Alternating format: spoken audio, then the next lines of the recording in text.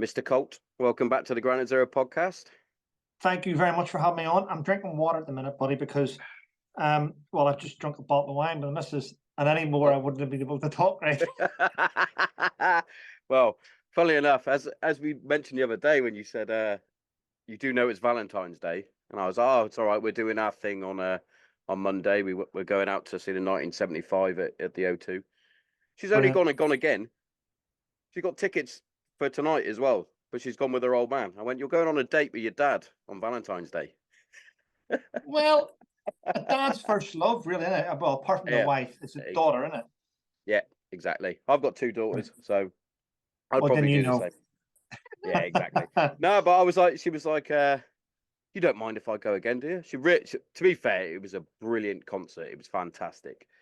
And she went, you don't mind if I go again, do you? I was like, absolutely not. I went, you work incredibly hard. Like, she's a hairdresser. She's just got her own salon that's been going for the last year. She's worked her fucking ass off. And I was just like, no, if you want to go again, go again. She went, do you want to go? And I was like, well, I can't. She was like, why not? And I went, well, one, I've got work in the morning, so there's no way I'm getting up at because I did it yesterday. So we got back at, I think it was about 1 o'clock on Monday, and I got up for work, and I was like, fucking knackered. Starting work at 6, I was like, zombie, and then I was like, I can't do that again, no chance. Oh God. And then I Well, went, listen. oh, and I've got a podcast, so it all works out well. Well, I was sitting earlier on. I'm thinking, let's get it done now. I want to talk now because I had a glass of wine in me, and I think if I had left it any later, I'd have been just falling asleep on the couch watching The Blacklist on Netflix. Oh, I might have to Yeah, give that a go. I haven't given that a go yet. The Blacklist. quite good. It's enjoyable.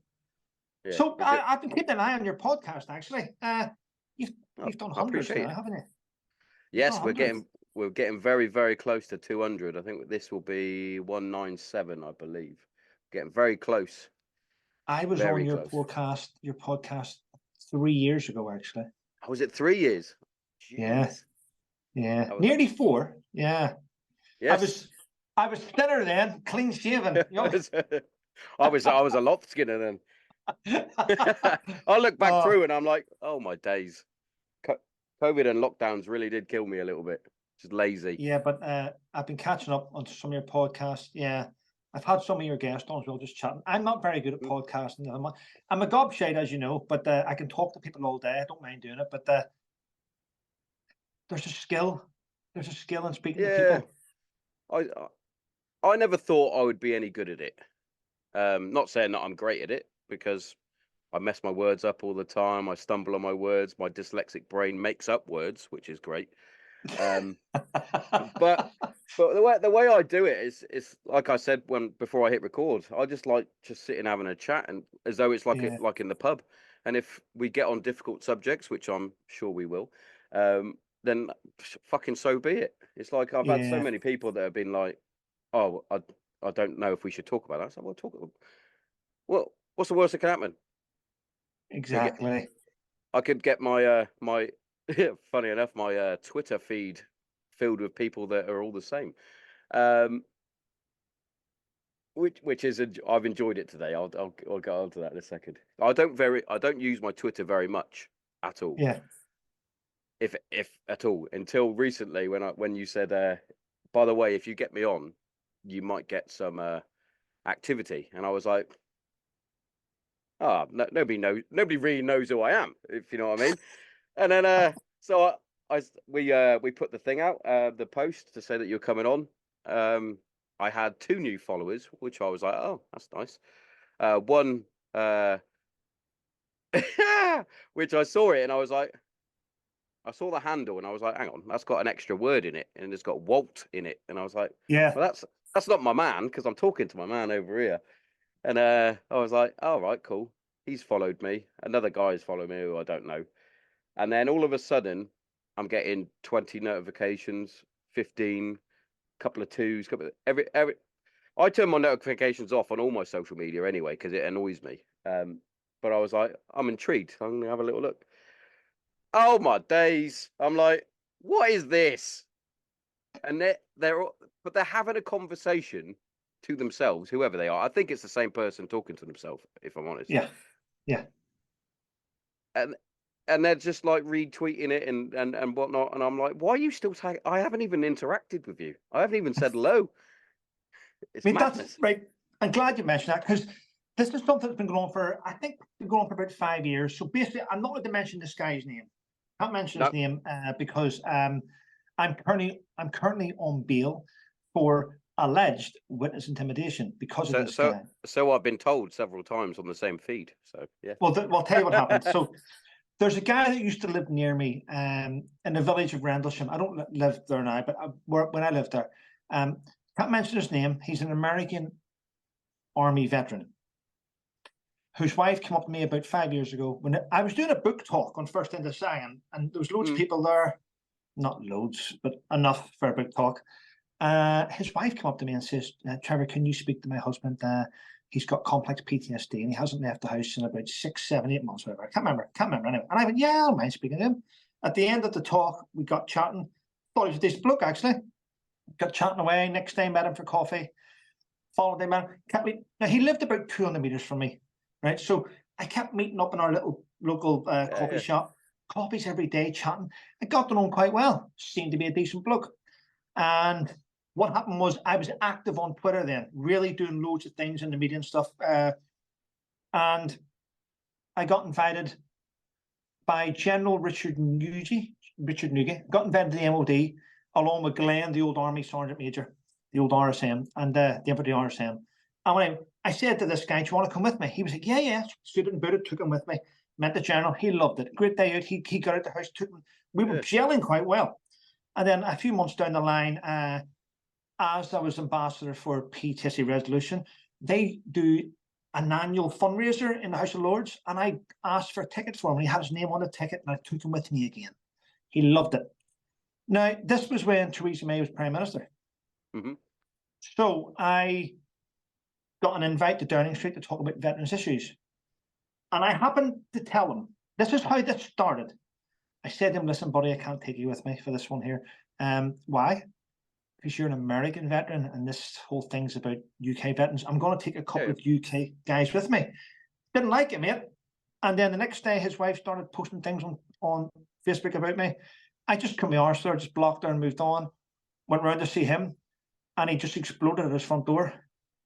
You fucking fraudster, you thief, how dare you? And whoa. And I was like, whoa, what's happened here? From that moment onwards, he hasn't left me alone. In fact, a couple of days later, he sent messages to Matthew Marsden, the actor in America, about me.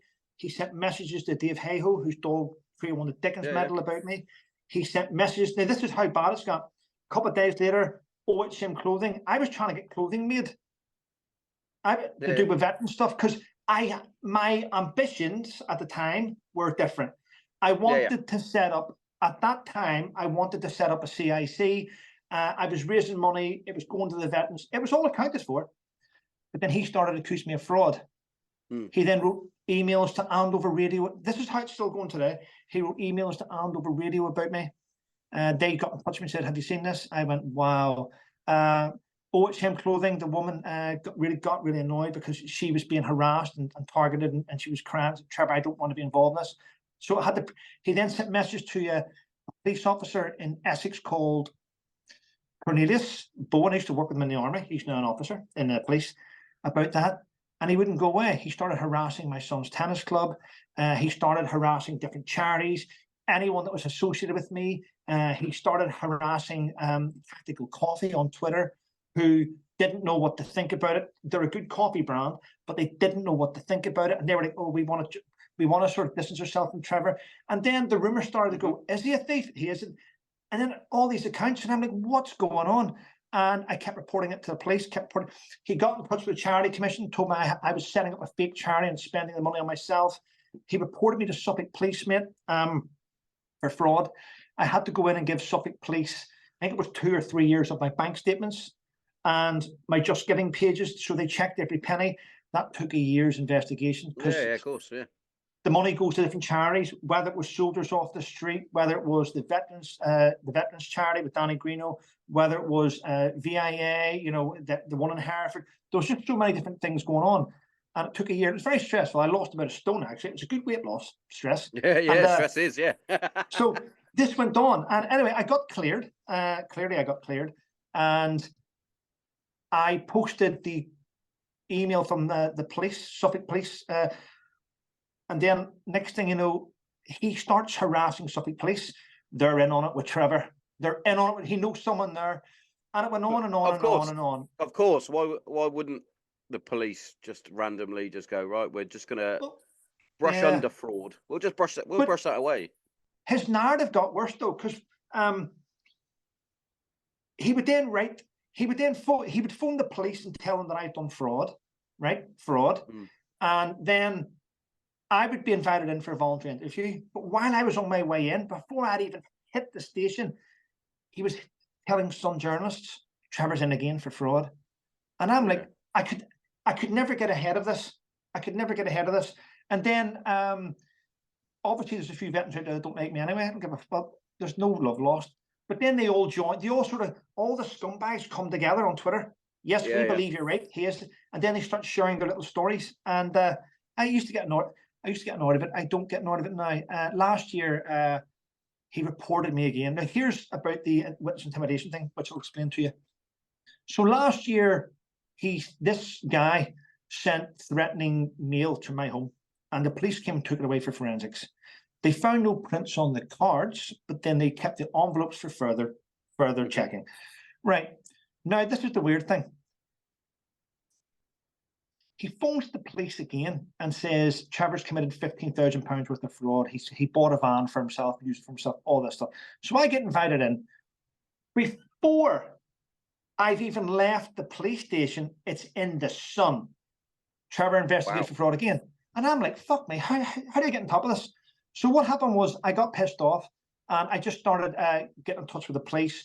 I got in touch with all the different things with the police, inspector, Suffolk Police. There's several people now involved. And this is the weird thing. I then, like I did with you, I then advertised that I was bringing on Dave Radband. I'm looking forward to speaking to Dave Radband on the podcast. Can't wait to get him on. He's great. Yeah, as well. He's a great guy, Dave. You've had him on. Well, here's what happened. My troll started attacking Dave Radband on Twitter.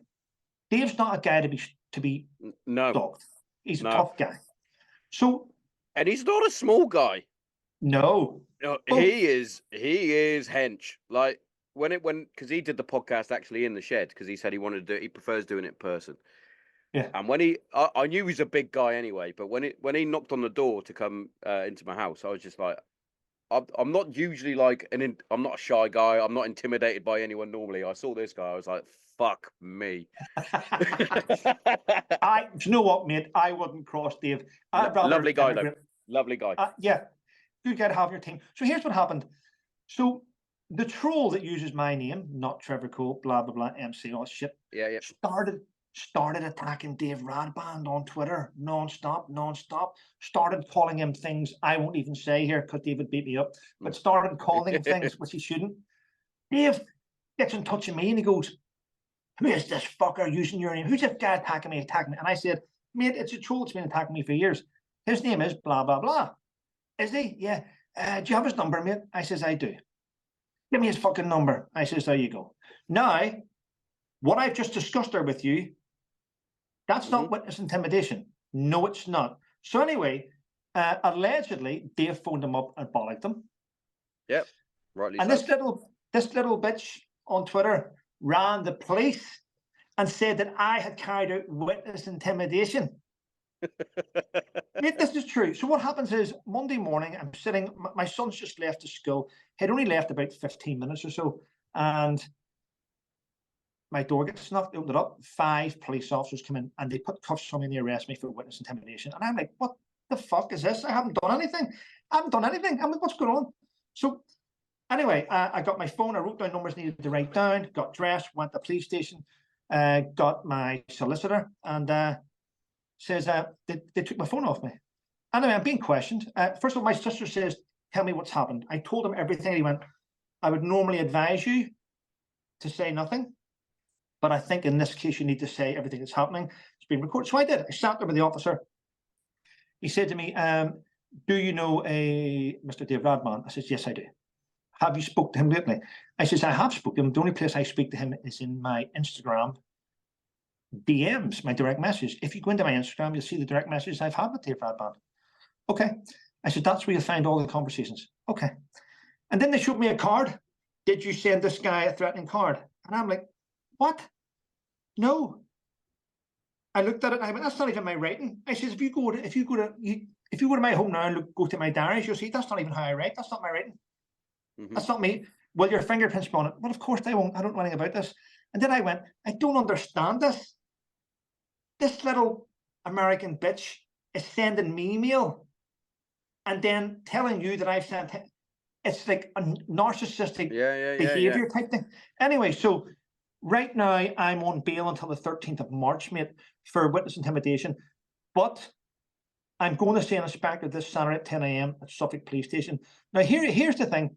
I'm supposed to carry out witness intimidation by getting Dave Radband to go and do what Dave Radband did, or getting Dave Radband to phone him up and tell him off, right? But Dave shares everything with me. Dave has actually received an email from the police to say he's not on the investigation. He hasn't carried out witness intimidation. So then I've sent all that stuff that Dave gave me to the inspector looking after my case. And I've said, how am I on bail for this when you've just proven that he hasn't done it? Yeah. So, anyway, so what's happened is this. It's been going on for, as you probably know, it's been going on for about 4 or 5 years now. The constant abuse I get daily, which other people have joined on the bandwagon and think it's true now because of it. So my reputation's been tarnished because of it. I don't raise money for veterans because of it. In fact, if I'm honest, mate, I stay away from veterans. I just fucking can't be dealing with them anymore. I just can't be bothered. I get where you're coming from. Definitely. So I won't mention the officers' names because I know that the prick will probably watch this. And thanks, by the way, because what's happened is but I just want to quickly say, if he does watch it, thank you very much for the views, because as you can probably see, I kind of need some more views. So thank you very much. Well, I'm going to share this. I'm going to share this big and wide. Once you send me the link, we'll get this out. But here's what's happened, buddy. It took me years to do this. Now, under the Malicious Communications Act of 2000 and is 2003 or 2006? Can't remember. Anyway, Section 127. This account, there's 2 accounts on Twitter. One of them has tweeted over 17,000 times about me and people I know. One of them has tweeted about 10,000 times about me. And it's all been grossly offensive stuff. Libel, defamatory, hatred, harassing, racism, sexual, about partner and my ex-wife and stuff. And what's happened now is, after all this time, and it's very hard to get this is impossible, because we have online safety bills, which don't really, it's hard to get them to be enforced. The officers in charge of my case have actually applied for a thing called a charter, and a charter has been accepted, which means they now have permission to go into the X accounts and see who's behind them.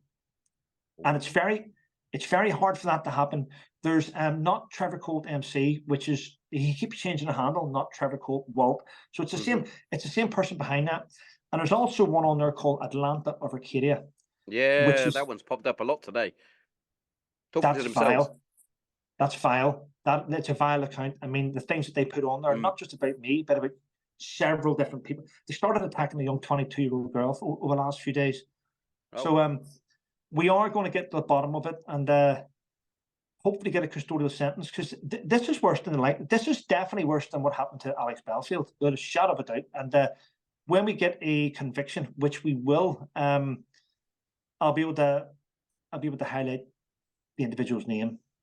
Yeah, it's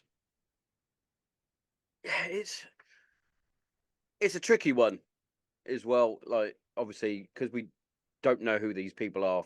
For myself, you've obviously had encounters, but I don't know. So I'm like, hang on, what's this? And then you read it and you're like, nah. So you can sort of see why some people might go, really? Fucking, there's loads of people here that are saying all this. If I didn't know you personally and hadn't had a conversation with you previous, I'd be like, fucking hell, what's going on with Trevor here? But but the way that I've seen it is like it. I even did a little tweet about it today. I don't even think they noticed. They're very much like the Spider-Man meme. Have you seen that, where the Spider-Men are all pointing at each other? as if to say, like, it's you, it's you, it's you, it's you.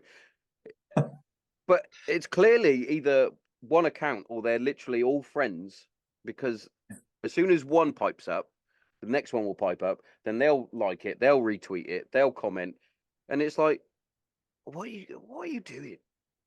Mate, I believe it's listen, my own thoughts is, because it's quite strange.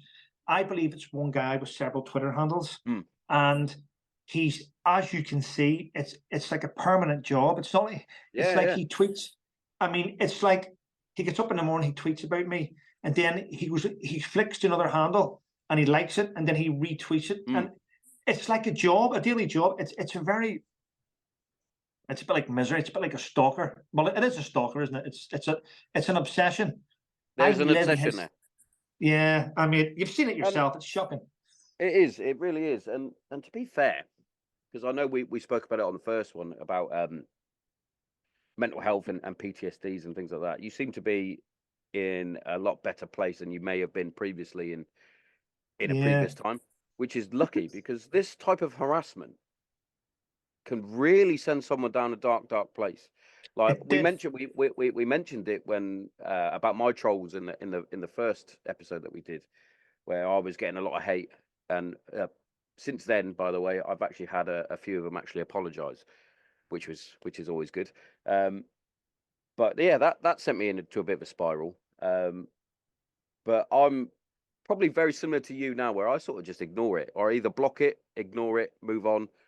Or these ones today, I literally, because it's not a good thing, because obviously they're attacking you, but they're not exactly attacking me. They put one of my episodes up with my brother and like said, oh, he needs all the help he can get, or something along those lines. That's not nice, mate. These are the thing. And I was like, these people doing this. These are military veterans that claim to have mental health issues, that are going around attacking other veterans with mental health issues. I find it sad, mate, and it's usually people that have in their bio PTSD, mental health awareness. There's a couple of them that I was quite shocked with. There's one that was called Ren or something like that, and they're like Canadian, but they also have like the Ukrainian flag and things like that, which always is a bit of a red flag to me. If you've got someone else's flag in your bio, it's weird. But they're like, what the fuck is Trevor Coult got to do with someone from Canada? Man, it's just they jump they jump on the bandwagon. And do you know what, mate? I used to. There was a time when I was in a dark place. Don't get me wrong. With my I get that. You've got to bear in mind that this individual, not right. I don't mind getting attacked, but he attacked my son. He threatened my son. Yeah. He attacked my ex-wife and her business. And this is a fact, mate. During Christmas, he sent friend requests to my mother, who's in her 70s, at Christmas, and then sent her a message saying, "We're watching you." My mother deleted her Facebook, mate. This is the level of these scumbags, mate. It's shocking. But I've been getting that for quite a few years now. I mean, my skin is like an elephant. Yeah, I was going to say, you get quite thick-skinned if it's to do with you. Attack family members. That's something else. That's another level of hate and bitterness. And it is bitterness, mate. So as you can see, I don't do Twitter. I'm not on Twitter. And this is the weird thing. I do YouTube, as you know. I've got a YouTube channel. But every so often, I will get a message out of the blue. "Why have you blocked me on Twitter? What have I done?" And I'm like, I'm not on Twitter. There's people on there using my name. This is the drama. The drama we've got is I'm using my picture, and I've reported it. I've reported to Twitter, and Twitter keeps saying it doesn't go against the harassment and guideline policy. So I don't bother Twitter anymore. But there is genuine good people out there that are getting emails and messages from my fake Trevor Coult. Stirring shit. And then they're coming to me, "Why would you say that?" And I'm like, I don't know what you're talking about. Yeah, exactly. I don't know. It's bizarre. It's bizarre. Fuck me. There was one guy sent me a message saying, "Dude, this is just the way it is. I mean, we have a rapport. Veterans have a rapport. We don't have to see each other every year, but we still, there's a pint. Get on with it." But there was one guy sent me a message going, "Why do you call me a dick on Twitter?" And I'm not on Twitter. I just responded, "Because you're a dick." I just couldn't bother to be arguing with him. I don't blame you. but he's not a dick. I'm just saying he's actually a good guy. But something to banter with him. But it happens, mate. It's one of them things. I just smile at it now. Just smile at it, move forward, keep moving forward. It's just, exactly. You're just doing what you're doing. I saw you mentioned the van earlier, the veteran van. Like, I thought that was an incredible thing that you did with that van. Well, it started off like that. I mean, my plan that was the idea behind it. Yeah. Yeah. Well, it was a second-hand van. I bought it from Dapstar, which is my local garage. So I bought it from Dapstar, and it was just a van. Clearly, they had about 4 or 5 vans there. And my idea was to raise a few quid on a Just Giving page. I think I raised, I don't know, was it 10 grand? Probably around about 10 grand. My idea was to raise money, buy the van, get a wrap done on it, lovely wrap, get the inside ripped out, have a kitchen there, table, chairs. Tactical Coffee used to give me great coffee, and they sponsored me to do it. And I'd drive around and visit veterans and have a chat with them. And that was the idea. It was never a charity. That was the plan. And it worked. I got the van. Dave, who owns the garage, Dapstar, ripped it apart, did a brilliant job on it. The wrap looked brilliant. I was driving it around. I was doing good stuff. I met quite a few veterans on it. I actually took it to the opening of Combat to Coffee in Ipswich, and he had it parked in front of the shop for his opening day. I mean, I loved it. But what happened then was the troll that's on Twitter, not Trevor Coult MC, started calling it the scam wagon. It's a charity wagon. He's a thief. He said that. He said this. All of a sudden, what happened was the idea that I had planned, which was going really, really well, fell apart because Tactical Coffee took a step away from me, and I went, fuck it. So the coffee was gone. I was using my own money for fuel and stuff. I tried to raise money for fuel. Then I got accused of theft by him again. And then what happened was, well, a couple weeks after that, he was attacking my ex-wife. I don't want to get emotional, but my marriage fell apart, and I ended up homeless. And I ended up living in the van. And then he reported me for using the van for my own goods. And it just went downhill because of his hatred towards me. So, yeah, and a friend of mine that works in Safa got in touch with me and says, "Are you okay?" She's seen the hate I was getting, and I went, "Well, not really. I'm living in my van. Where are you?" I'm parked up at the woods, just, you know. And I wouldn't spend money from my bank account because I thought that my wife and son needed it. You know, I didn't want to take money away. And she checked me out clearly. She knew I was a veteran, and they paid for me to go and stay in the Premier Inn. This was leading up to Christmas. I think it was Christmas 2019. My whole world fell apart. And I had to use the van. I had nothing. Didn't have a home. So I had to use the van for a while for myself. And then eventually, which I did, I gave it away. Because I raised money for it to do stuff with veterans, I just gave it keys and everything. There you go. And I gave it to another veteran. They can keep it for free. Because I couldn't justify selling it. I couldn't use the money for it. But yeah, so the hatred of this one individual had caused that. So the whole idea of me where I was in a good place and trying to do things, just all good. Just he destroyed that.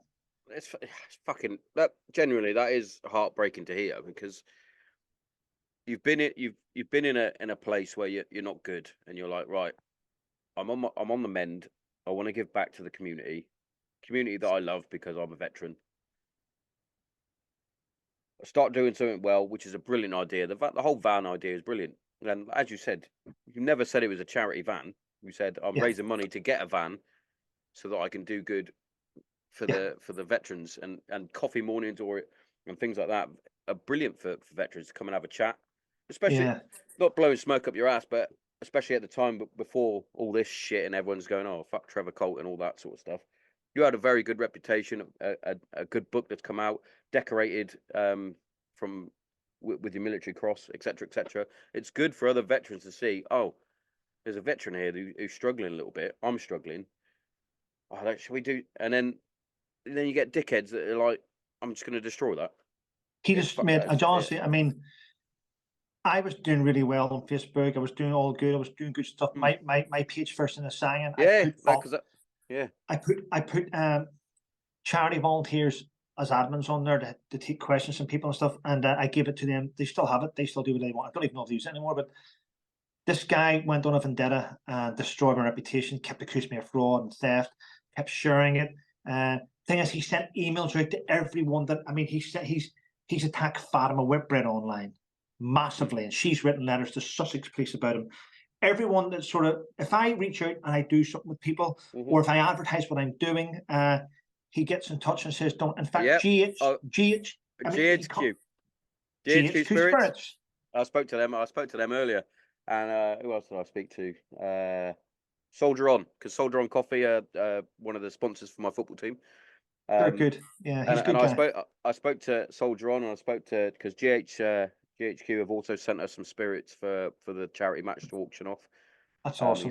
And I did promise him a shout. I'm going to do him a read for this as well. I said I'll do him a read just because I know that he had so much shit from these people. So I'm going to do him a nice read at the end of it as brilliant. Well, mate, but they're sending me some rum. He said I'm going to enjoy some rum on us, and I was like, fucking brilliant. I normally drink whiskey, but you know, rum's fine. their rum's nice, mate. But mate, so you've seen it all. I don't have to tell. I have seen it all, yeah.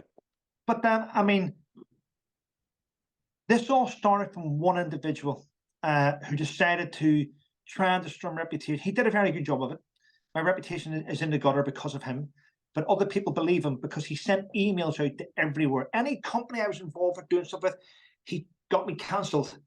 And it's disgusting, mate. And I am looking for a custodial sentence to this individual, this absolute fucker, mate. And I want him to go down.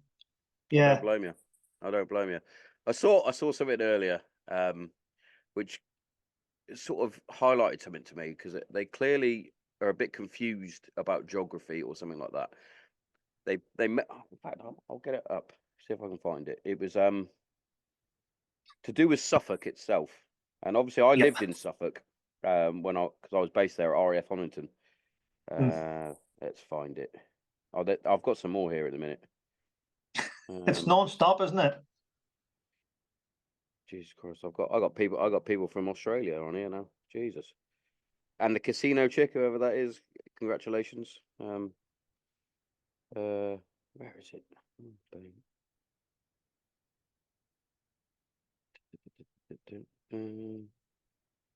They've sent me this much stuff since I've last been on here that it's disappeared into.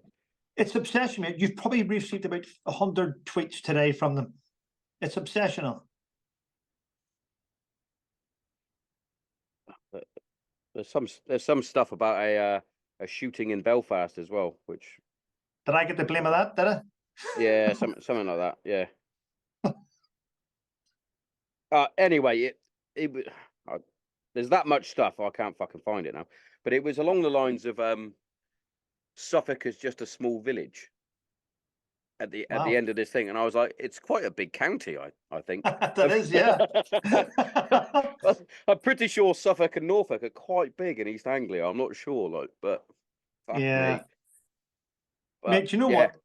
This is why it does make me laugh though, because you said it as soon as I said, "Oh, do you fancy coming back on?" We haven't had a catch up for 3 years, and you went, "Yeah, but just stand by, because as soon as you mention my name, you'll get inundated."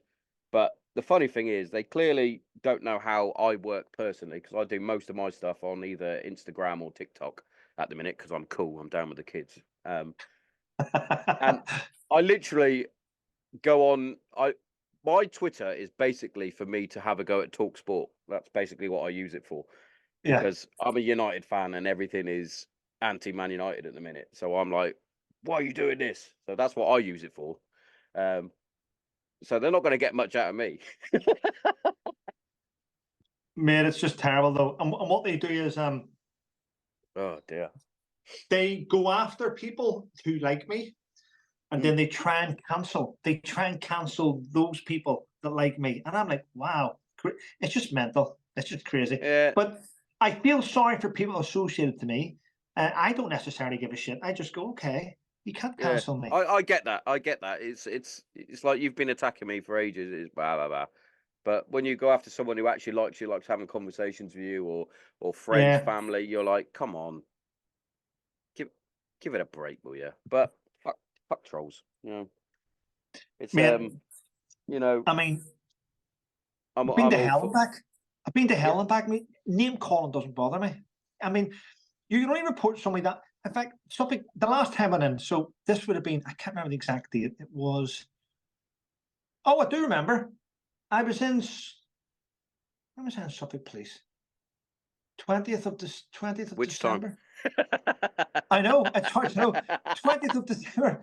I was in on the 5th of January, but I was in on the 20th of December. I got called in. Well, they said to me, "Can you come in for a volunteer interview? You've been accused of fraud." 15. I went, "How much this time?" £15,000. Fraud of a van. I went, "Okay, no dramas." So we arranged to go in on the 20th. Went in on the 20th. Went into Martlesham. Went down to the little place where you go in through that, and you book in for your interview. And when I was there, the guy at the desk, and this hand on heart, this made me laugh. I went in there. He goes, Trevor. I went, aye. He says, back again? I went, yep. Is it same thing? I went, yeah. He went, okay. And another guy with wheels on his shirt slid across. He went, "I've just been reading reviews on your books. I've bought 2 of your books." And I went, "Thanks very much. I appreciate it." And someone came and shook my hand. And that's how my interview sort of started off that day. "You've been accused of this." And I went, "Okay, yep, no dramas. What do you have to say?" I looked at I've already spoke to my solicitor. She came and spoke up to me. And she went, "Trevor, I've looked at what they've got here. They have nothing. It's alleged. There's no proof. There's nothing at all. It's a guy saying you used a van for your personal use." And I spoke to my solicitor and I went, "Well, I had to because I ended up homeless." And she went, "Yeah. We'll put together a statement. I'll read out the statement, and that's all you're doing." And we read out the statement, and that was it. It's as I've gone through all those different tweets that I've been tagged in a conversation with themselves, weirdos. They always go on about, "Oh, we've got proof," and then they will take a screenshot of something, and they'll have something blocked out, but there's no signature at the end of it. It's like, I could have typed that. I know. I've seen it made. It's different to the little screenshot that you sent me of the email that you've got that you sent me, because that is 100% legit. You could tell that's legit because of the email for a start. It makes me laugh, mate. I mean, I had friends comment and go, "Have you seen this?" I'm like, "What is it?" "Well, they've got they've got a police report on the screen on Twitter saying that you murdered someone in London." And I went, "Have they?" I went, "Wow." Getting away with murder now. I know some of the stuff, man, and I've been reading it. But the thing is, what they don't realize is, imagine putting out hate about me and then tagging Suffolk Police into it every single time. Suffolk Police sitting back going, "This guy committing crime here, he's letting us see it." So I know. So everything's being logged and logged and logged. Yeah, of course it is. It's fucking madness when you think about it. It's mate. Well, listen. All I want to say is just grow up. If you would, right. I'm just gonna say this, people that listen. Not that I've got a huge following, but if Trevor has been, well, he's been accused, yeah. But if he was guilty, he wouldn't be sat here talking to me now if they had all this information of fraud, of fucking witness intimidation and things like that. Yes, he's on bail for that, sure. But for all the fraud stuff that you're going on about, how he scammed money from veterans and things like that, if this was proven and he was proven to be guilty, he would be in prison. So thank you. I know. So stop wasting your time.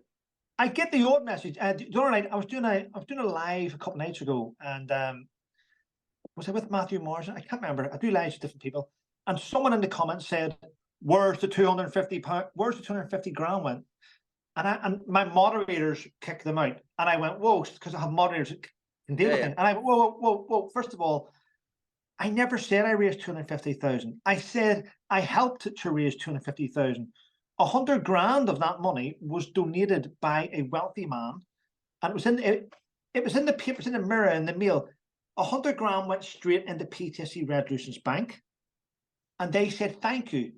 I helped. The guy phoned me up. He says, "Tell me what PTSD Resolution have done for you."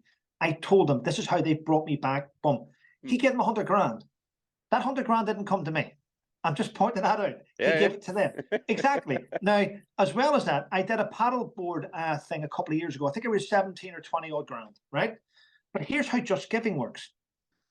When you're doing a paddleboard challenge or a challenge for the charity, you type the charity's name into Just Giving, and the money goes straight into their bank account. It doesn't come near the person. Exactly. So GoFundMe, right? For those that probably will, all the trolls that are listening, because they're listening. So I use GoFundMe because I raise money for Rock to Recovery. That's who I raise money for. They're not a registered charity. They're a veteran cause. I like them. I like what they do. They're brilliant. I've spoken to the runners, as in Charlie Hobson. I've had him on the podcast before, etc., etc. Many other fundraisers I've had on the show. Right. Yeah. I set up a GoFundMe. The GoFundMe, when you use that, the money will come to me. I will then pay them the money. So that's how that happens for myself. So I've raised nearly, it's about hopefully after this one will be probably around £6,000, hopefully, in total. Brilliant. They can guarantee that all that money has gone to them. The last one was split in half. Half went to Rock to Recovery. The other half went to SANS, the stillborn charity. Do you know what? People are raising money. If they were going to keep it for themselves, you would fucking notice. Yeah. I've had it before, Trev. So when I think this was after me and you had spoke the first time. There was a story released to the was it to the Sun? Yeah, Sun newspaper about the RAF Reg and about them performing sexual acts with a mortar tube. Because the RAF Reg need more publicity like that. That's what they need, especially for the banter side of stuff. That's what they need. So those that keep going on about the 5 Mile of Death and Garden and Naffy, you've got a new thing now, mortar tubes. All right. But apparently, the rumor that went round the squadrons was that Sean Tommo Trevor stole the mortar tube. No. You might have stole the mortar tube, to be fair. But Sean Tommo Thompson, former gunner from 15 Squadron, was the one that sold the story to the Sun newspaper so that he could fund his podcast. I mean, Trev, my man, I record in a shed with a chair. The chair that I'm sitting on was getting thrown away by a village hall, so I took it. The microphone was a Father's Day present from my kids. I was going to say though, Sean, is that a new hat? It is a new hat. I bought this from the Gibraltar Trading Company, top veteran company. Yeah. The only thing that was ever really gifted to me, like properly gifted, was my MacBook, and that was by my dad. Like everything else, I don't even like rent studio time to have it all like singing and dancing like the HR. But isn't it weird though? But listen, it isn't weird though. Ready? That you feel, and I know you don't have to, but you feel obliged to explain everything now because of arseholes. Yes. I mean, I don't mind. I mean, I remember. I shouldn't really say it, but I will be honest with you. Yeah, be honest. Whenever I was being smashed all the time by these trolls, I started to play with them. I mean, I went and I would stand beside a Range Rover, and I would type, and I put it on Twitter. This is going back about 2 years ago. Whenever I was on Twitter, I would lean against a Range Rover and get someone to take a photograph, and I'd just look away as if it was mine, and I'd write above it, "Oh, it feels good getting out of this." And I started to troll my trolls, and it was funny because I shouldn't have done it because it really got into my own head. I mean, But also it's funny because you'll see later on when they're trying to troll someone like myself about you, they'll go, "Look, he bought this Range Rover with that money for the veterans. Look at him standing next to it." Fuck off. Also, even if he did have a Range Rover, it doesn't mean he bought it outright. He probably rented it. It's funny, man. I do. I mean, some days I just post things just to wind them up. I mean, and I'm really pleased. I had since we last actually had a chat. I've had another book come out called Exploitation. I was about to ask you about that. It's a follow-on. It's a follow-on from basically the Sang and stuff. It basically it starts off working in the intelligence exploitation force in Afghanistan and having to deal with my own mental health because I had been on the battlefield with the guys doing all the stuff they do. And now I was in the rear, not with any gear, but I was in the rear and I was seeing what happens to captured insurgents and Taliban. Oh, yeah. Got you. And I was stunned at how well they were looked after, what they got, how they were treated. The Zoom calls they had with their family. Zoom calls, 2012, they were having Zoom before. No British troops could do it. How they were looked after and fed and watered and what happened to them and stuff. And that sort of got into my head because I could see that was it Christmas 2012, we released someone. I won't mention who it is now. I don't want to go open all wounds, but we took a member, a captured insurgent to the front gates of Bastion, and we released them back to their family, and we paid them as a goodwill gesture for Christmas, so Taliban can see us doing hearts and minds. For So Christmas. that played in my mind quite a lot. Yeah, I know for Christmas, they don't even believe in Christmas. That's what we did. Yeah. I know, but the things they got played in my mind. So the book about exploitation it also meant it had double meaning because to me it meant British troops being exploited by politicians to fill their own political agendas. So the book had a twist in it, and it also book went on about me leaving the military and the fight that I took on. I used my medal to open doors at the MOD to talk about veteran stuff. We had the first ever veteran strategy debate in the House of Commons around about 2000. When was that? Around 2015, 16 maybe. We had that, and Sir Michael Fallon invited me to that. Because what I used to do, mate, is I used to get the train down from Ipswich into London Liverpool Street. I'd walk across the bridge to Westminster.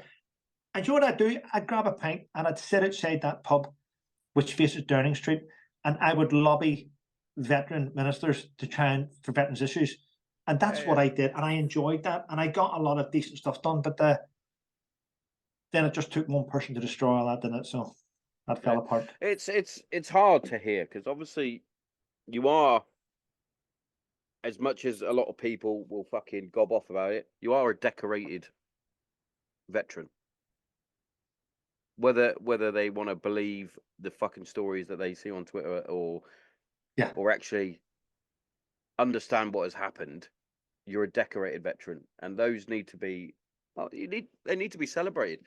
I've spoken to him a few times. He's also a military cross recipient. Recipient. I told you it would happen. Recipient. Fucking hell, I fucked it. But you know what I'm saying. Oh, I've forgotten his fucking surname now.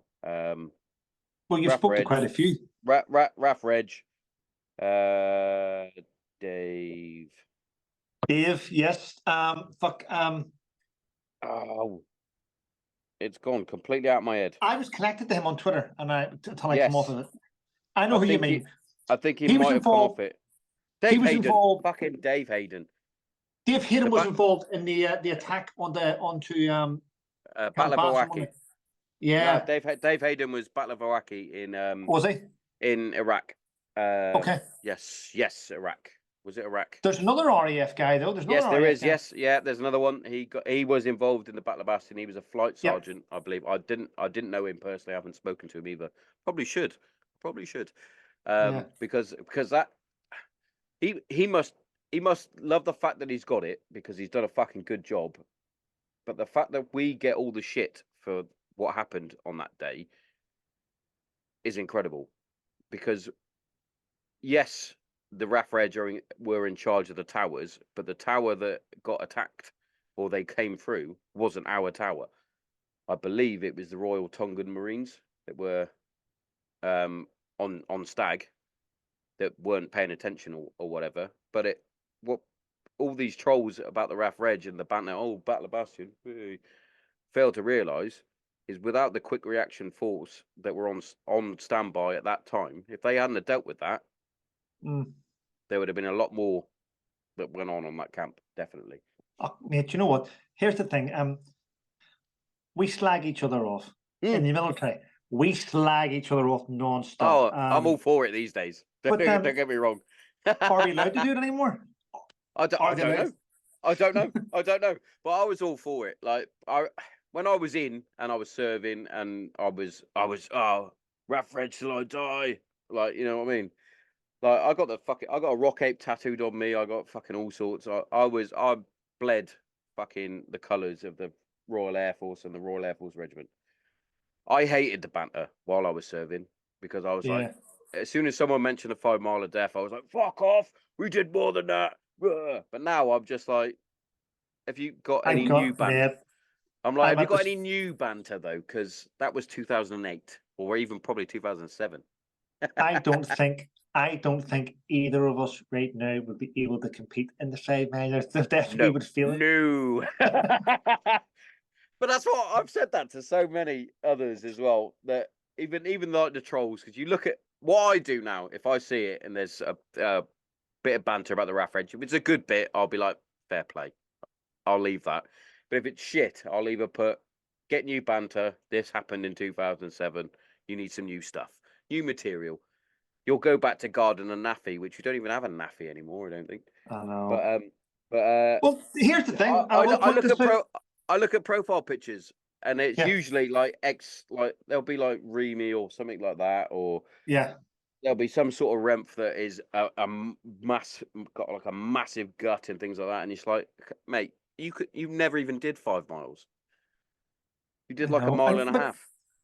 I've seen though that the majority of guys, the majority of veterans, can I say them all? Yeah, I'm going to go throw my hat in the ring because I'm a hat, and I'm going to say, I'm going to say the 99.9% of veterans that troll other veterans, it's envy and jealousy because they haven't achieved fuck all, and that's their way. Because when they were in the military, they wouldn't speak. But Twitter has given weak people. Twitter's given weak people massive bollocks to troll people. Oh, definitely. Yeah, which 100%. Is shameful. Yeah. The best bit of trolling I got, and the funniest thing was I think I may have discussed it with you previously, but I never even spoken to him. I've never met him.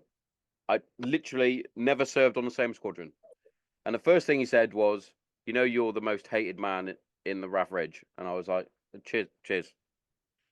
Like, if anything, I'm actually giving the RAF Reg a bit of free publicity because I'm awesome, but it's fine. And then he put like, your podcast is an embarrassment, etc., etc. And then he put, you never left the wire was a good one. From a RAF Reg guy, I never left the wire. And I literally just commented back. One comment, I put, which tour? Like, because I did 3. Which one did I not leave the wire in?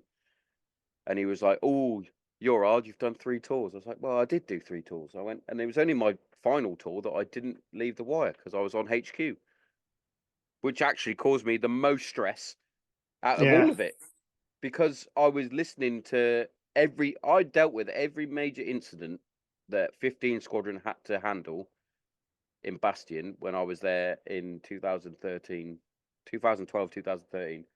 I dealt with every single one. I was there with you, 2012. Whee!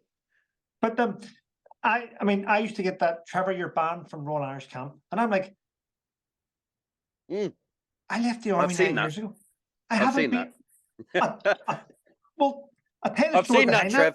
Trev, you're banned, mate. You're banned from... I haven't been here in 15 years. Does the ban mean anything? Here's what happened. And Sean Raymond, who's a good journalist, can confirm this because he wrote the story on my behalf. I got in touch with Sean.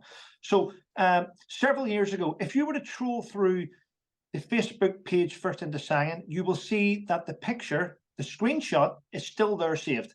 I never deleted it. So what happened was many years ago, there was a Royal Irish veteran called Wayne Downey. Everyone known as Bubbles. Had been to Afghan, was suffering a little bit of mental health, like all of us, was struggling. He went missing in Belfast, and his wife at the time, Debbie, reached out to me and, Trevor, can you do a call for people to try and look for him on your page? And I went, yeah, of course I can, yeah. This is what happened. So I went on my First Into Science page, which had about 40,000 people on there, loads of veterans, loads of Royal Irish. and I did a little thing. Anyone in the Royal Irish or anyone that's in Belfast at the minute, A bit like a could you beacon. please? Yeah, like a beacon. Yeah, but all call signs did. Yeah. Can you please go and have a look and see if we can find Wayne Downey? He's been missing now for about 9 hours, not in a good bit, blah, blah, blah. Anyway, I'm not going to mention the guy's name, but a serving sergeant major from the Royal Irish Regiment posted a comment below that call for help. I'm not too sure where he is at the minute. Words to the effect of, he could be out robbing medals, he could be out thieving, he could be out doing this. And it was a nasty, nasty, vile Something message that he you posted. don't need. If a veteran's gone missing, you need to. That was shocking. Now, what had happened was Sam Benson who started off the thing called Warriors RV, spoke to me privately. He posted that on my page as well, Trev. I deleted it. And I said to Sam, and I said to everyone else, I'm not deleting it. In fact, what I'm going to do is I'm going to block him from the page, and I'm going to fucking leave it there and let people see what type of a prick he is. And that was my crime. I left it there. I then started getting messages from people that were his mate going, take it down, mate. Don't be Jack. Take it down. Don't be Jack. Don't be Jack, yeah. And I'm like, no, I'm leaving it there. So what happened next was, because the fella didn't realize this, at that time I was doing lots of stuff in the media. First thing the Sang page was followed by dozens and dozens of journalists. It ended up in the media. Big story in media, massive RMP investigation into why a serving sergeant major would say this about a vulnerable veteran. Massive story. So what happens next is the RMPs launch a story. Launch investigation. It's in the media. This guy's under pressure. This guy turns around and says, I never posted that. Someone stole my phone and did it on my account, blah, blah, all the rest of the shit. And I'm like, okay. So next thing you know, it's leading up to Remembrance. Now, I haven't been in Royal Irish Camp since, I think it'd been about 5 or 6 years. I hadn't been in 6 years. I had no intention of going back. But I played on it. I got in touch with Sean Raymond, and I says, have you seen this? Yep, I've seen it. We've all seen it. It's going to start hitting the papers. We're waiting for a response from the MOD. This guy was in trouble. His words, not mine. All I did was leave it up. Next thing you know, because there's an investigation into a serving sergeant major, a sign appears at the gate of one Royal Irish camp. I'm not allowed into camp on it. Now, I had no intention of going. Now, the story behind that was that picture arrived at the guardroom. I wasn't allowed into camp. And that was only because I wasn't allowed to enter the camp gates while the sergeant major was on investigation. We weren't allowed in the same place. That's what it was. Sense. Yeah, and that makes sense. I can understand that. But I got loads of guys that I don't know. One of the guys I know screenshot that and sent it to me. And I went, thanks very much, mate. I just sent it on to Sean Raymond, and he put it in the Sun. Banned from camp for sticking up for a veteran. But what you will get now is trolls don't look at the story. They look at that, banned from camp. Banned from camp, yeah. It's fine. But he went on to do quite well. He's still doing quite well. So basically, he got away with that type of vile behaviour towards a vulnerable veteran. That's where the Royal Irish Regiment is today. I don't go back. I mean, I have nothing in common with any of them. I'd rather, my guys are all retired. I literally have a handful of regiment lads that we're still mates. I've got a little miniature sort of group, the little like gunners group that we got on WhatsApp and things like that. We met up recently at one of my buddies' weddings. It was like nothing had ever changed. I haven't seen some of these lads for 4, 5, 6, maybe even 7 years. Yeah. And it's like nothing had changed. Like the banter was still going. I had some Black Ops rum because they got a Raff Reg blend that they've got, and they sent it to me as a gift. They was like, oh, thank you very much for, like, I don't know, helping them out. Maybe, I don't know. They've got a bigger follower than me, so I don't know why. But anyway, they sent that to me. I polished that whole bottle off myself, and I was a mess. But it was brilliant. It was brilliant. There was me, my two best mates that literally live around the corner from me, here in Kent, Dan and Chris, and then was it 2 or 3? It was either 2 or 3 of the other lads that we were quite close on basic. We went through basic training. into the field gunners phase, which is our infantry phase, and then onto squadron. We never left each other basically, apart from one of the lads, Dan Gentry. He then went to Cyprus for a bit, for a jolly, I guess. But yeah, it was as though we'd never left. Some of the other lads, though, some of the mates, we've spoke about it before. Nah. Yeah. Go fuck yourself. I'm going to be honest. I've quite a few guys on my WhatsApp. I think I've got about 7 altogether out of a battalion. About 7 people that I chat to regularly in and out, and basically guys that I respect. Yeah, it's funny. It makes me laugh because I'm not sure. Had I finished my book when we spoke last? I wrote a book. No, you well, haven't finished it. I wrote a book. It's got mixed reviews on old Amazon, but that was when I was getting trolled at the time as well. Oh yeah, you were. I was like, it is what it is. It's my story. At the end of the day, you can believe it or you can't. But there's a certain section on it, and the funniest thing is, right, it's one of those stories that is typical Raf Reg story. The only time I really fired my pistol in sort of any sort of anger, and I aimed at capture ground, I missed it and whatnot.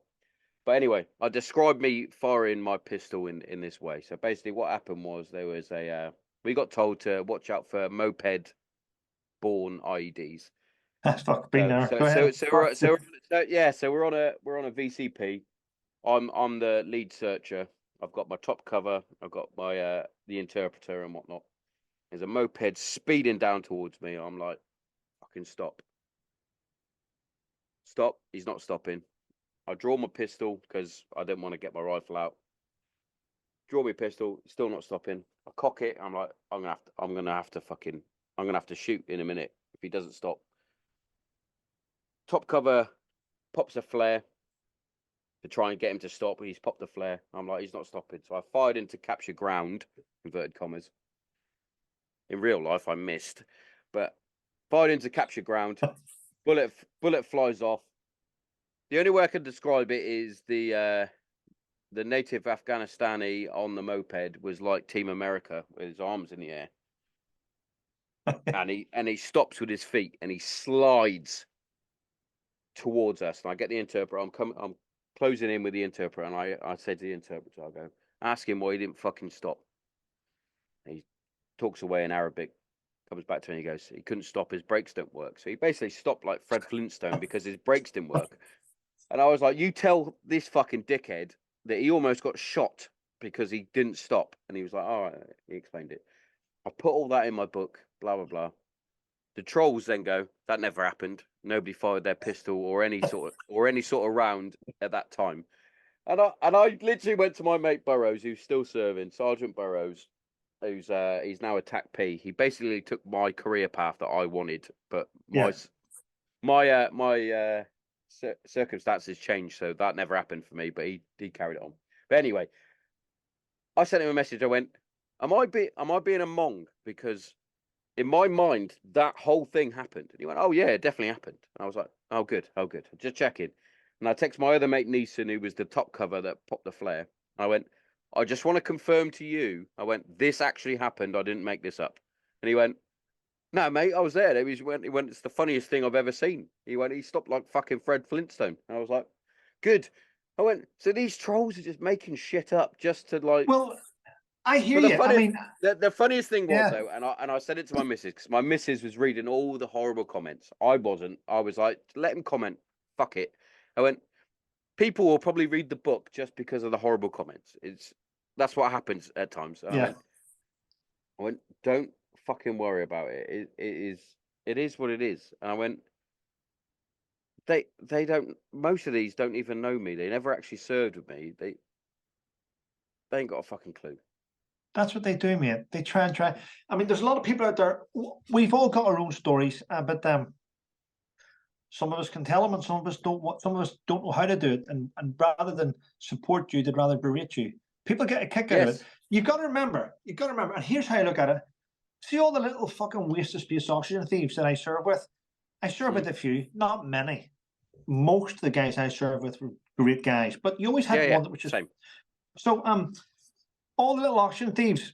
See the guys whenever you were given a job to do, and you said to your men, I want this to happen, so I can't get you to do it because you're shit. So I want you go and help the stores, go and count the jerry cans, go and count the wagon, go and redo the. See all the guys you give all the shit jobs to because you couldn't trust them with the big jobs. They're the ones that left the army. That went on to do shitty jobs, who haven't improved their lives, and just they hold a grudge against you now. There's a funny thing that I said to a mate of mine recently about sort of my sort of trolls and what's going on with the regiment that I serve in now, is though that, or I served with, should I say, was as though they believed the banter. The rough reg is only good for sitting beyond the wire, etc., etc. And that wasn't the case at all. There's so many fucking good lads. So many. And it's a shame. It's a shame that well, I say it's a shame. I actually quite enjoy the banter, as we mentioned a minute ago. You got to have inter-service banter. That's the rules. Yeah. Well, the RAF lead. Do you know? I don't know if you know this, but the RAF lead the British Army in survival, survive, escape, resist, evade. SEER, yeah. They lead that, and they teach that to down pilots and all different types. They do, yeah. They're very good. So the RAF Reg actually, I think it's the RAF Reg and the MPs as well, the Air Force Police as well. They will go down. They'll either play enemy or they'll help out with that sort of thing. I'm gutted because I never got to do it. I really wanted to do it. There were so many things which is, as we mentioned in the last podcast, there's so many things that I wanted to do, but because of the circumstances that I left in, basically down to family, kid, wife, wanted to keep my family unit together, which is why I left. But that's the reason why my mental health went fucking mental. Right, went fucking mental was because I was keeping hold of a job that I wasn't a part of, and because I had some unfinished business. Basically, I think that's the same as most of us, mate. I think I had done at the time. I had done whenever I left the Royal Irish, I'd just finished my 9th operational tour, and I was in my head. I was fucking broken. I mean, I was going into sergeant's mess at night with my sergeant major who didn't really know I had issues, and I would just drink myself to death and go to bed, wake up, shave, go to work. And my life was falling apart. My mental health was in shit state, and I couldn't deal with it. I mean, there was a lot going on, and I just came back from Afghanistan as platoon sergeant attached to para, and that was a tough tour. And I got a lot of shit. And here's the thing: we didn't speak about this last. I don't know if we spoke about this last, but I got a lot of shit. So basically, I was platoon sergeant on an operation where we flew into a hot LZ, and we had 2 paras FSG section were attached to my platoon, being led by a sergeant major, W2 Mark Williams, and he died. He got killed within a few minutes of the battle starting. And I remember his guys shouting at me, go fucking get the medic forward. And I couldn't let my medic go forward because we hadn't won the firefight. We hadn't suppressed the enemy. And that's the first rule.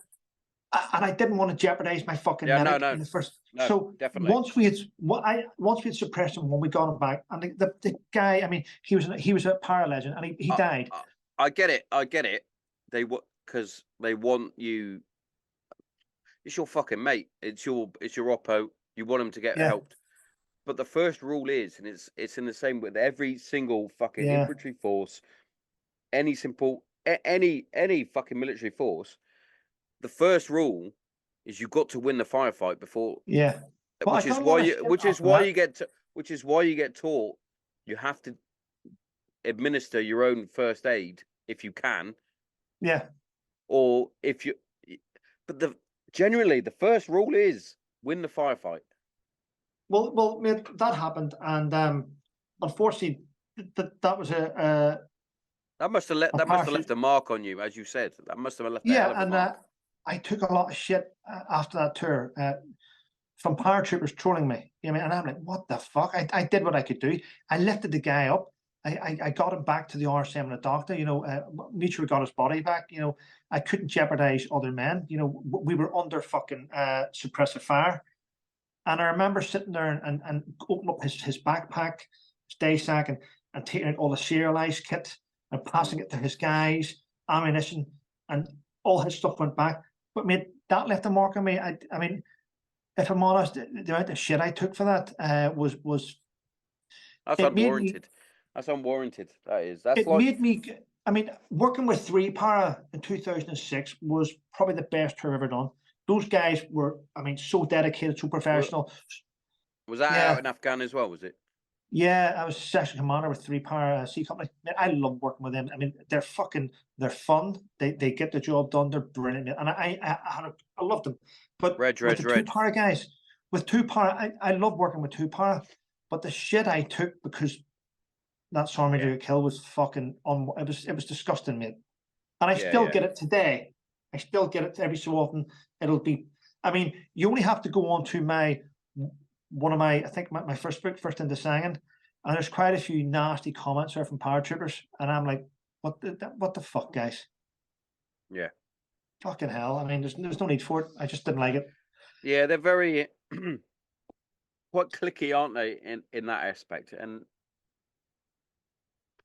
they're robust. They're good soldiers. Of course they are. Of course they are. They're part of the big three. Along with the Marines and the RAF Reg. Just saying, big three. But no, what I'm trying to say is, even they know, because it is taught. It is taught even from basic training to pre-deployment to actually in operations when you're getting ready to actually when you're going through the acclimatization and you're going out on a battleground. Even in your section orders or your fucking platoon orders. So I'm speaking Air Force, air flight orders. Platoon orders. The TAC sergeant will come up and he will say, right, med plan. First thing, win the firefight. Etc., etc., etc. My mind's gone.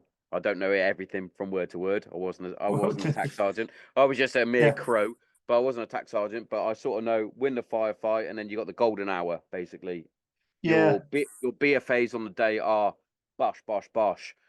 They will administer first aid when required. If not, we've got the medic that will be with myself, blah, blah, blah. And it's like... Yeah. Well, the thing is... But that's the thing. Oh, sorry, Trev, but the fucking win the firefight. You shouldn't be getting shit. It happened. At the end of the day, adrenaline's pumping, everything's going. Of course. The whole thing. I totally understand that. The whole thing was a clusterfuck from all angles. I mean, fucking hell. Yeah, it was a shame to lose someone like him. Of course, it's a shame to lose any soldier. Yeah. Especially as I'm sure you'll agree with me. In war zones, we probably shouldn't have been in. Agreed. But doesn't matter. We get sent. No, it doesn't. It doesn't. We were there, and it's been done. And my missus was worrying because obviously all the news came out about how people might get called back up, and the veterans and under 18s and or not under 18s, 18s and above might get called up because of Russia, etc.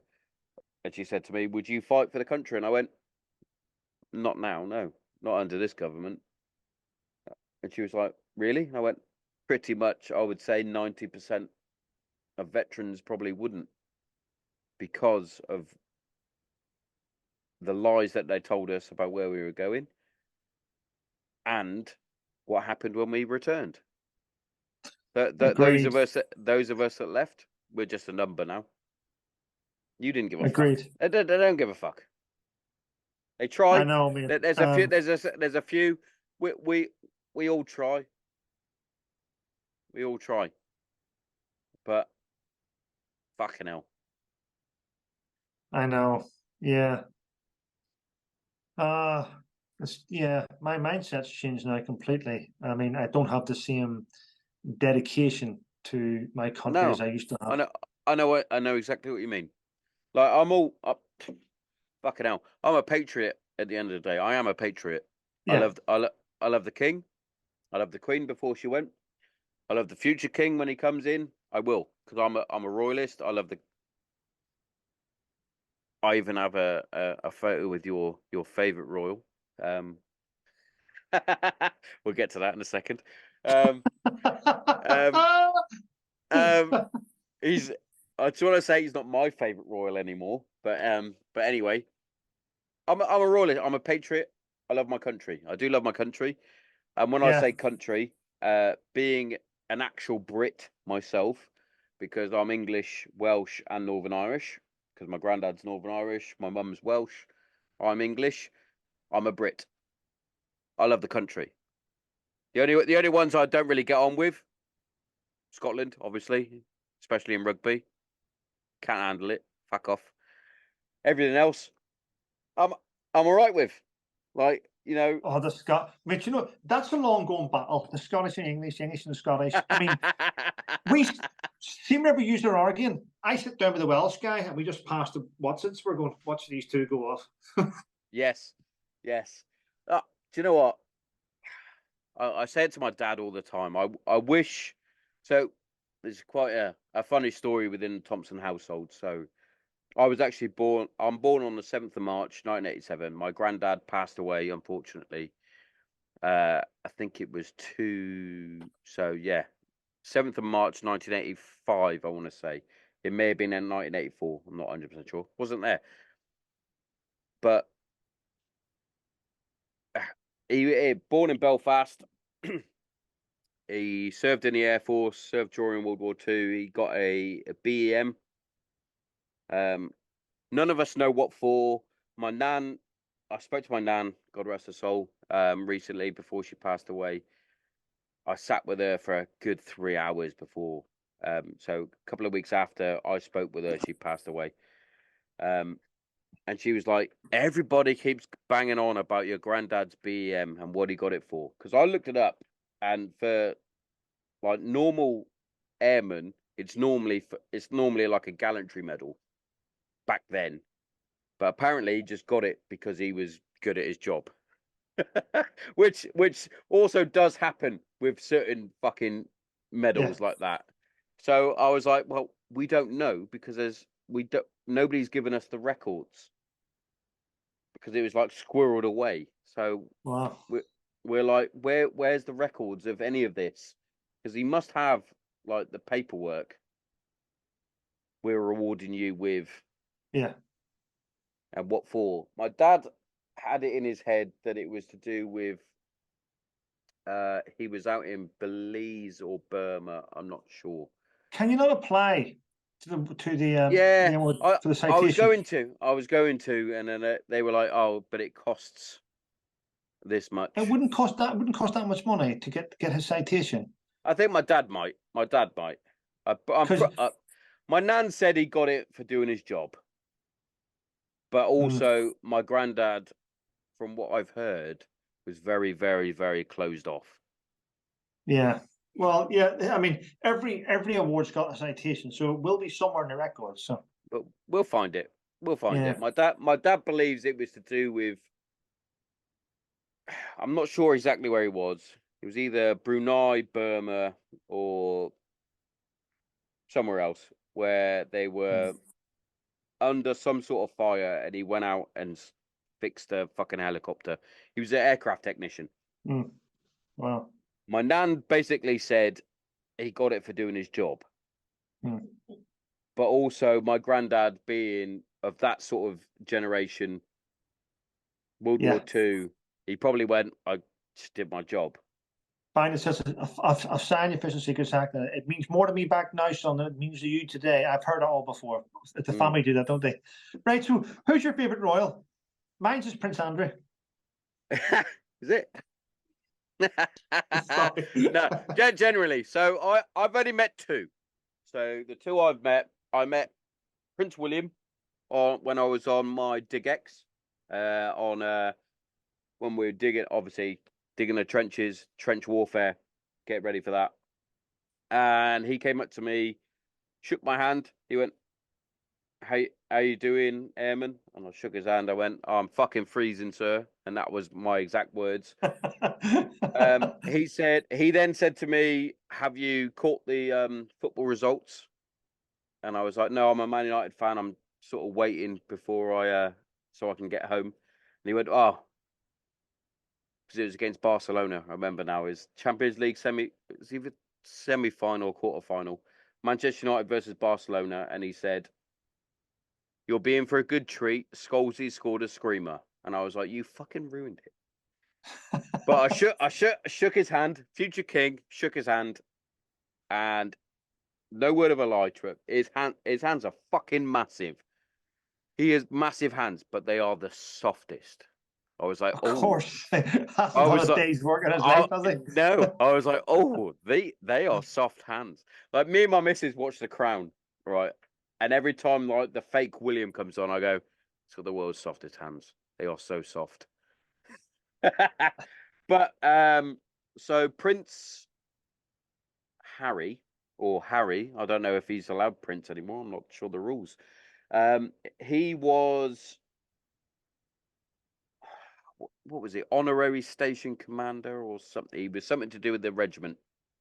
And he turned up to RF Honington. All the women went mental because he was coming. I was on my way out anyway. I was already put my papers in. I was leaving. Or was I leaving? I might have already put my papers in, but anyway, I was on HQ, so I didn't give a fuck. I was like, I'm going soon anyway. I went back to the Maori quarters, saw my wife and me little lady, or my big lady as she is now, nearly fucking 13. It's ridiculous. And I said, Prince Harry's on his way in. And she went, really? And I was like, yeah. Like, I didn't really give a shit. I was like, I've got knocked off early. I can just chill out at home, play fucking Xbox.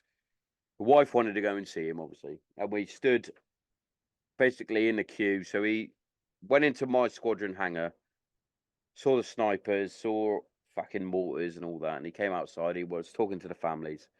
He came and chatted to me. He was literally chatting to me for about 5 minutes or so. He's basically ignored every other family, spoke to me, asked me about my daughter, because she was in like a fucking proper winter as if she was going skiing, but she was like a baby.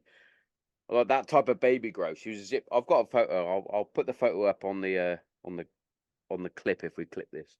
I'll send you the photo anyway. And he was like, oh, I bet she's fucking warm. And I was like, yeah, she's red hot, if anything. I'm fucking freezing, mate. I mean, my wife was there, she's going, oh my God, it's Prince Harry. I was like, oh my God. Do you know what? For the longest time, I thought he's spot on. He's one of us. He's been out on tour. He's done what he needs to do. He's one of us. I saw him out in Bastion when I was out in Bastion. He ate with the lads, did what he needed to do, went out on the fucking choppers. And I was like, for the longest time, I was like, fucking Harry's a fucking good guy. He's a fucking good guy. And then he shit on him. He shit, right? And I don't mean this because it's the royal family. Yeah. It's his family. You Yeah. don't do that to family. Not in the Well, public eye. In my opinion. In my opinion. If you're being honest with me, I used to hold him in high regard. I Yep. thought this guy's got an opportunity to change things for us. This guy's got a voice. He's saying he's got PTSD. He did brilliant things. He did brilliant things. Invictus Games, fucking tip top. Yeah, but he stopped and he gave up. Yep. And that's the thing. Totally agree. Totally agree. We were getting somewhere. We were getting things done. Yep. And then and you know what? I do blame his wife, but he's an adult. He's an adult though. He thinks for himself. So that's I think I'll play a bit of devil's advocate, because sometimes men and women, especially when it's a woman such as Meghan Markle in the public eye. You're like, oh my god, yeah. Woo. Mm. Also, like you don't shit on your own. No, no. Well, you're playing devil's advocate, but you're playing in a role which has been lost to the devil already, because he turned around and said he couldn't attend a Royal Marines memorial service for soldiers that were killed by the IRA. And that night, the day that he said he couldn't turn up for there, he was meant to be he was the Captain General of the Royal Marines.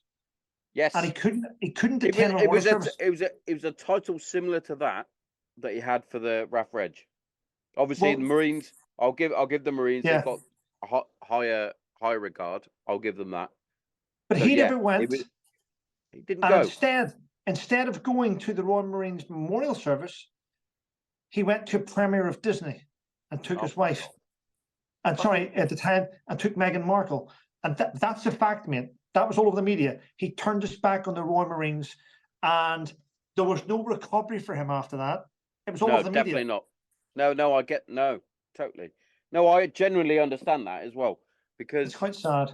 And I think that's when myself and a lot of people went, "What the really? Yeah, we had you here on a pedestal doing wonderful work, and we've lifted you up to a pedestal." I literally have I'll send it to you. It's a cheesy video, by the way, and don't laugh at my beret when I send it to you. But there's literally the video where I met him, and it shows a clip of me chatting with him, and we're laughing. Me and my wife are laughing. My daughter's sort of happy because she's a baby. And then they do an interview with me, and they're like, "Oh, what did you make of Prince Harry?" And I'm like, "Oh, he's just. It's as though he's one of the lads. He's one of us. He goes out on tour. He does what he needs to do. He's one of us." Yeah.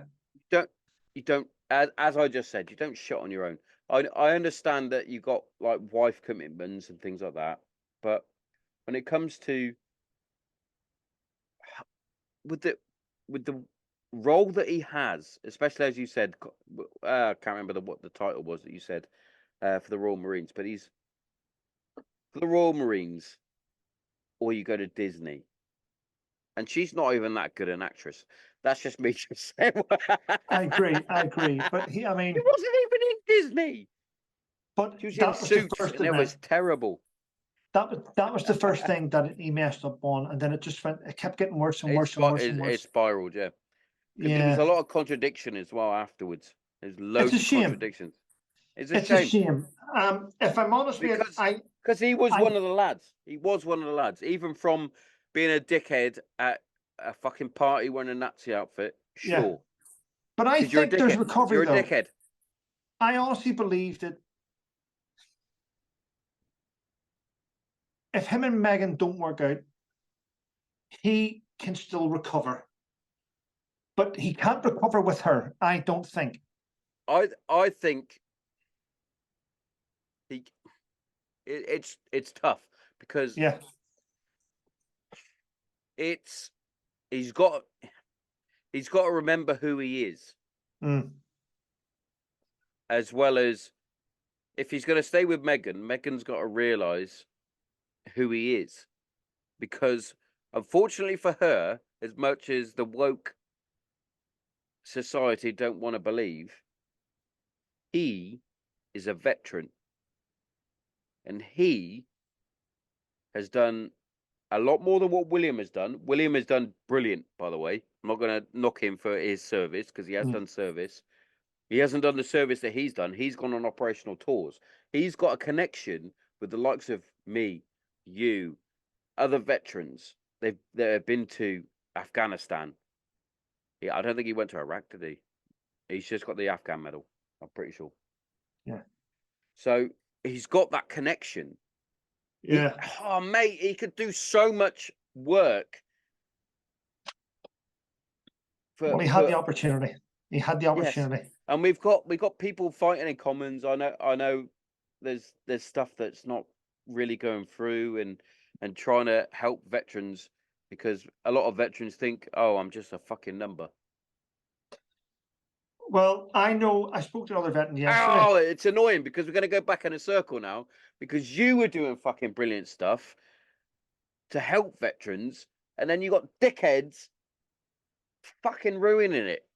And I've had a fucking whiskey, so I'm gonna fucking say it. People like Trevor has fucking got a fucking gallantry medal, the military fucking cross. I don't do it anymore, mate. I mean, I've stopped and it's sad. No, it's not sad for you because, but it is because that should be celebrated, not fucking disrespected. And I know these cunts are gonna clip this and go, "Oh, look at him. He's fucking singing his praises." Well, fuck you. You can clip that as well because he's got a fucking military cross for gallantry in a war zone, probably more so than what these fucking trolls are doing. And you've got people like Trevor Coult, who's got a military cross. You've got Dave Hayden, who's got a military cross, who almost sold his fucking military cross. Dave Hayden, I'm pretty sure he might have done. I'm not 100% sure.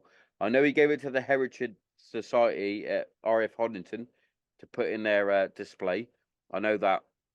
But even so there's two off the top of my head that are trying to do wonders for the veteran community. And people I know troll. a few, mate.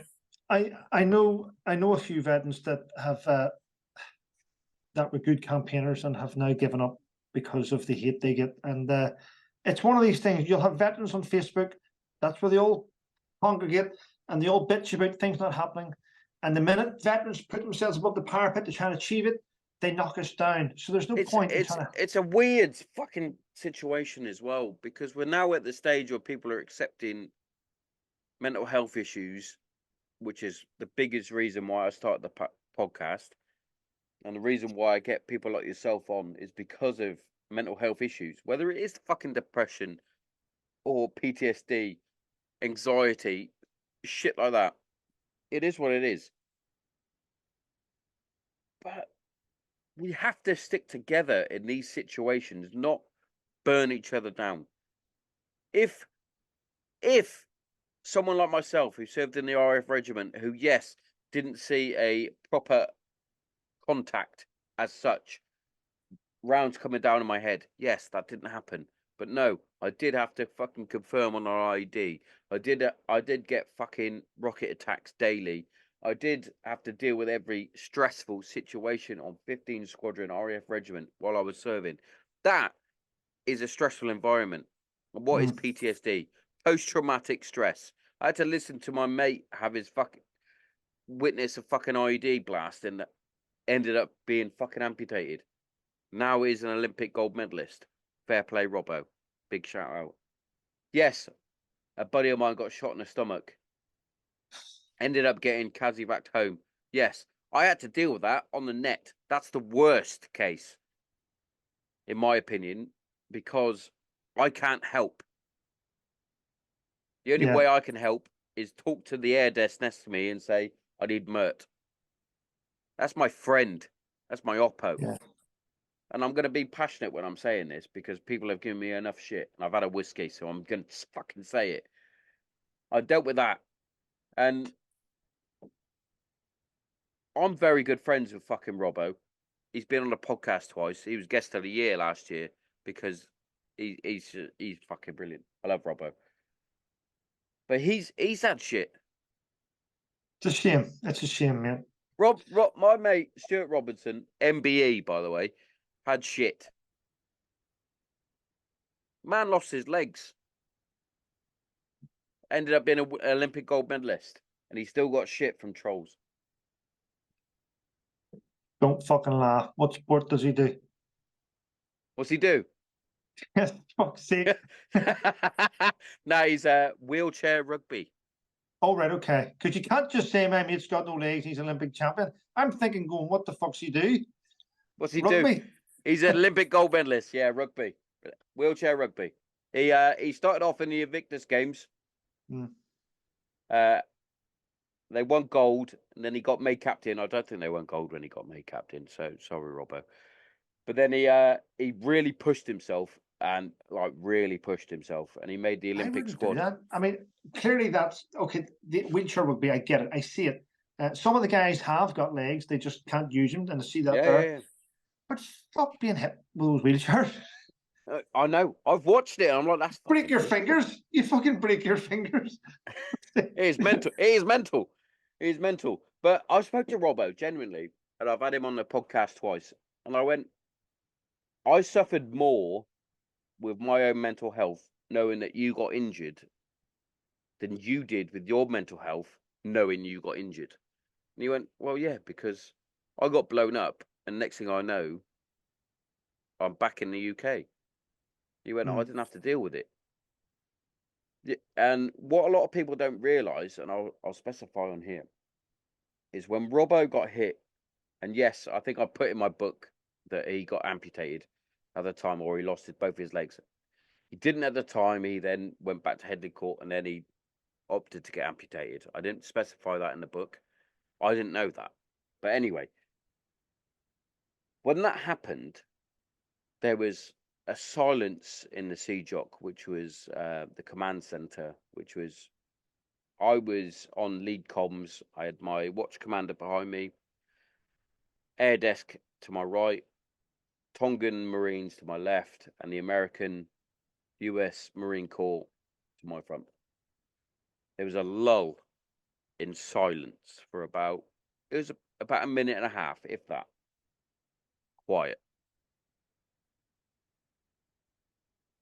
I then got the permission from the watch commander to go take a break. You need a break, Tommo. I went outside for about 30 seconds. I screamed in the air for literally just like, ah!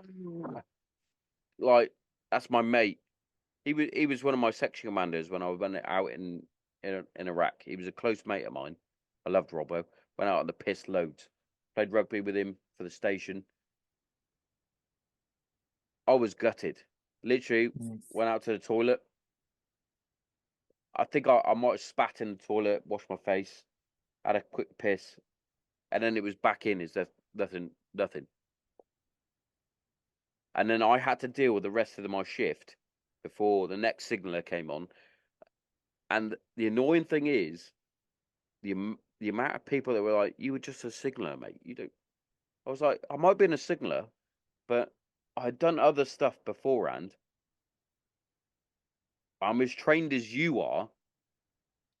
I've been put here for a reason because I was leaving.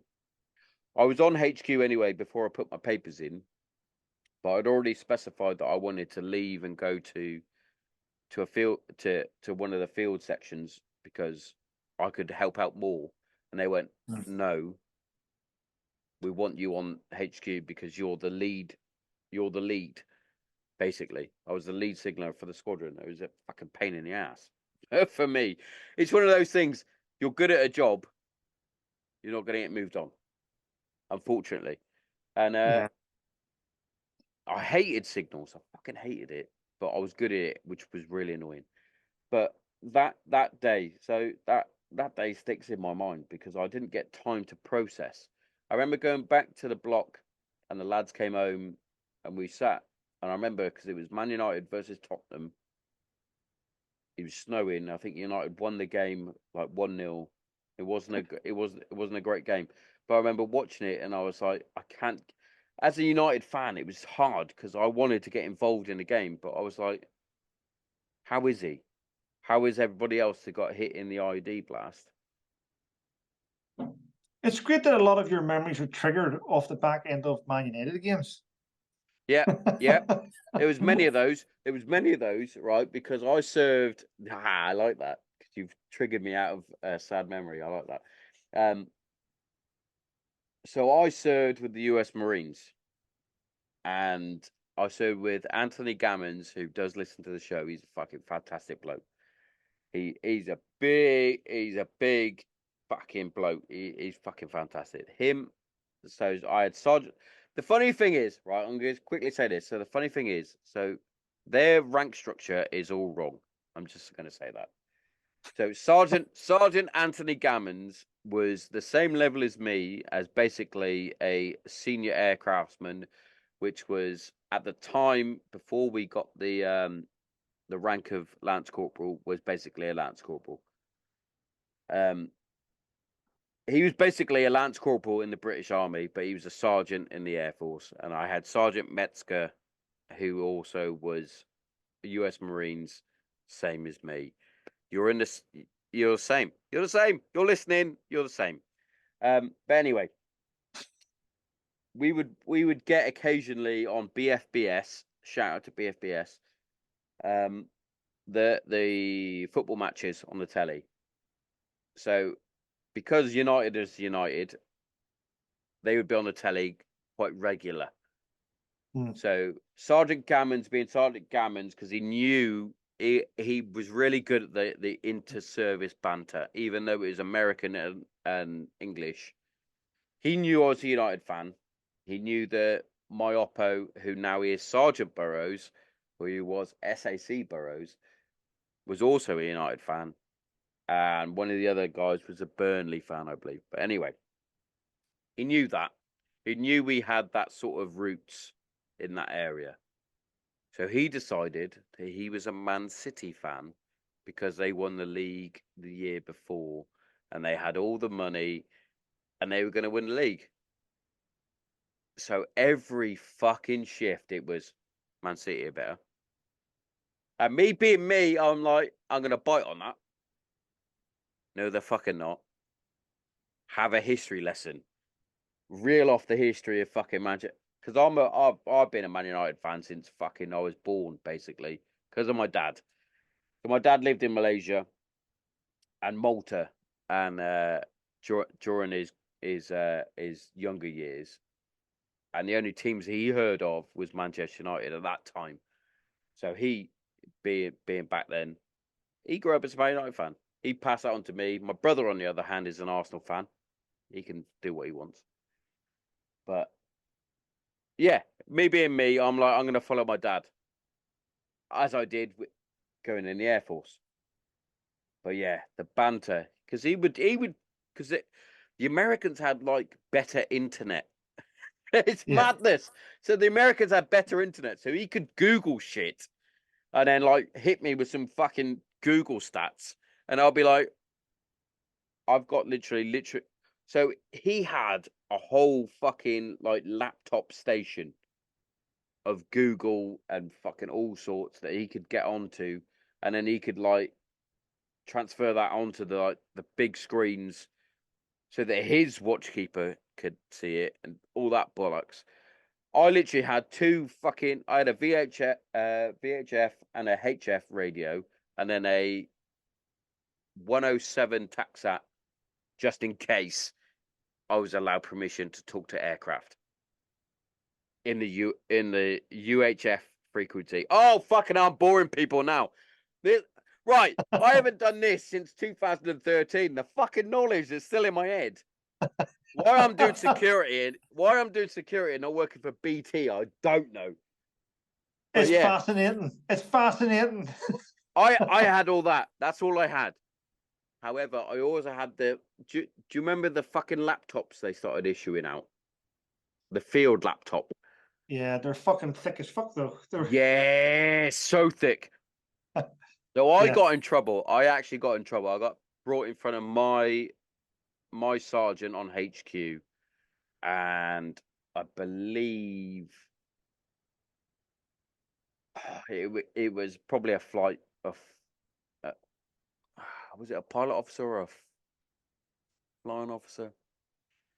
It might have been a flight lieutenant. I'm not 100% sure, but I got called because I used to give out as morale the football scores. So my American friend would be able to get on Google, give me the football scores, all the rugby scores, because the Six Nations was going on at the time. And I could go on the net and I'd go daily down rep and I'd give all the bollocks that the fucking J6 and J2 and all that bullshit they would give out, which wasn't a lot at the time, which was weird.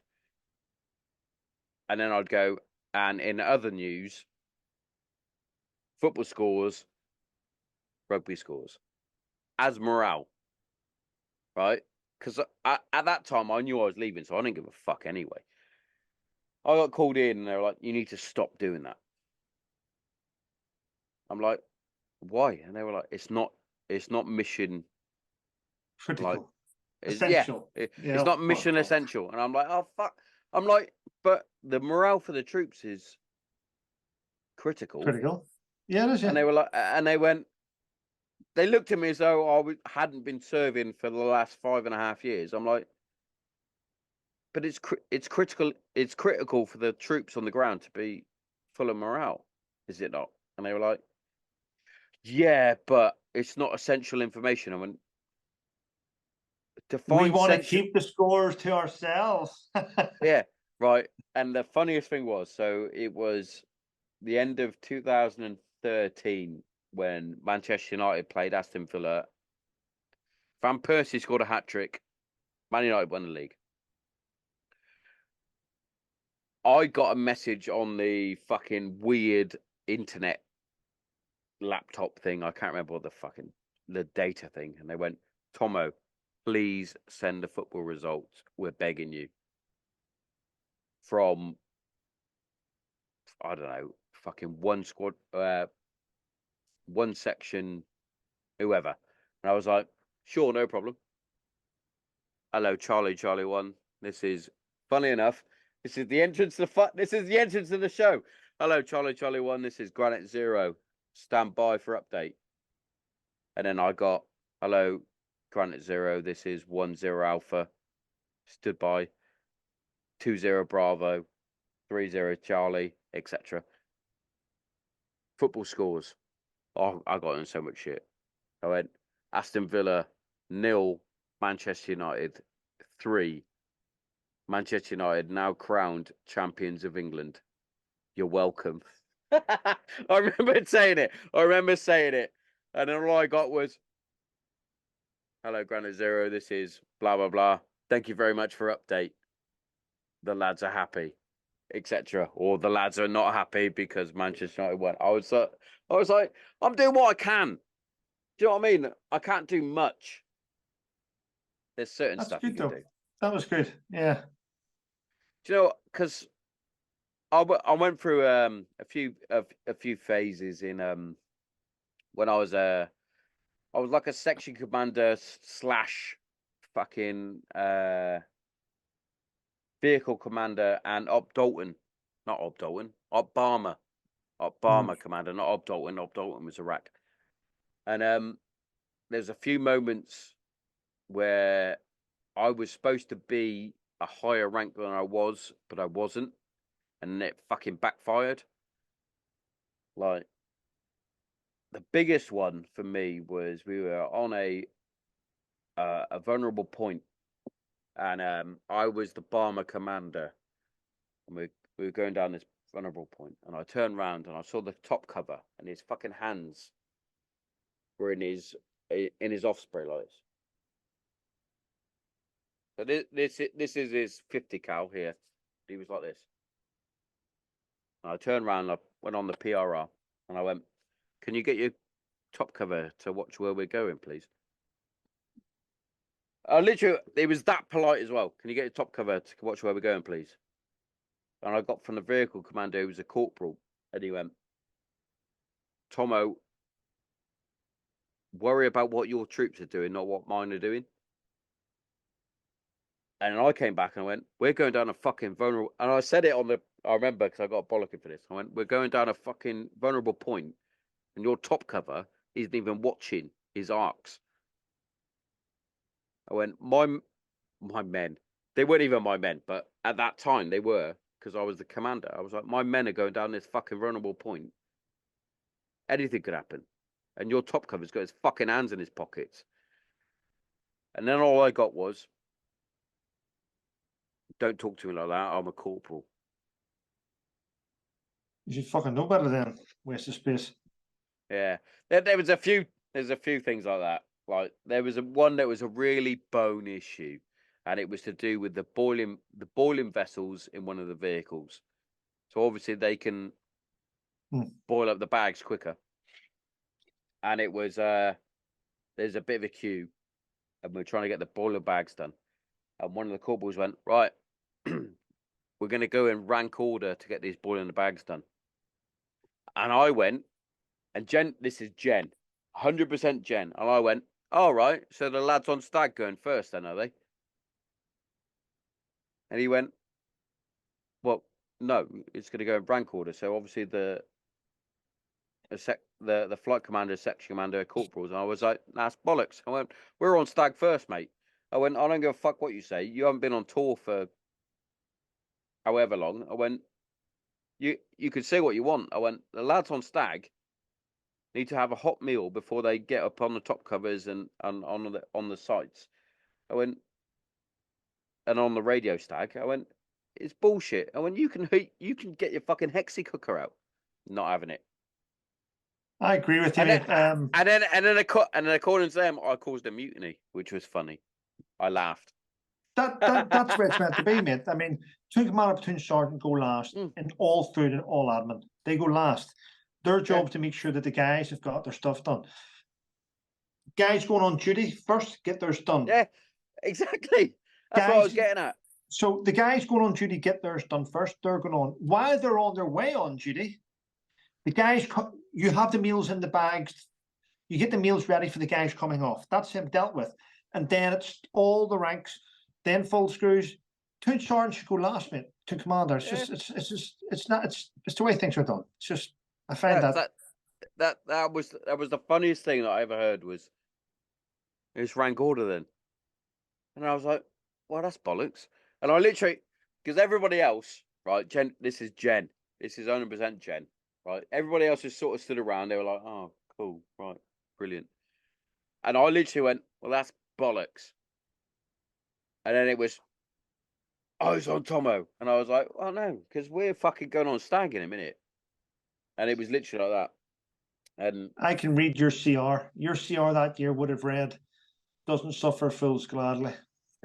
To be fair, right, I had a good SJR from the boss. He was like, "You're ready to get promoted, etc., etc." And he went, "But you're what was the fucking words?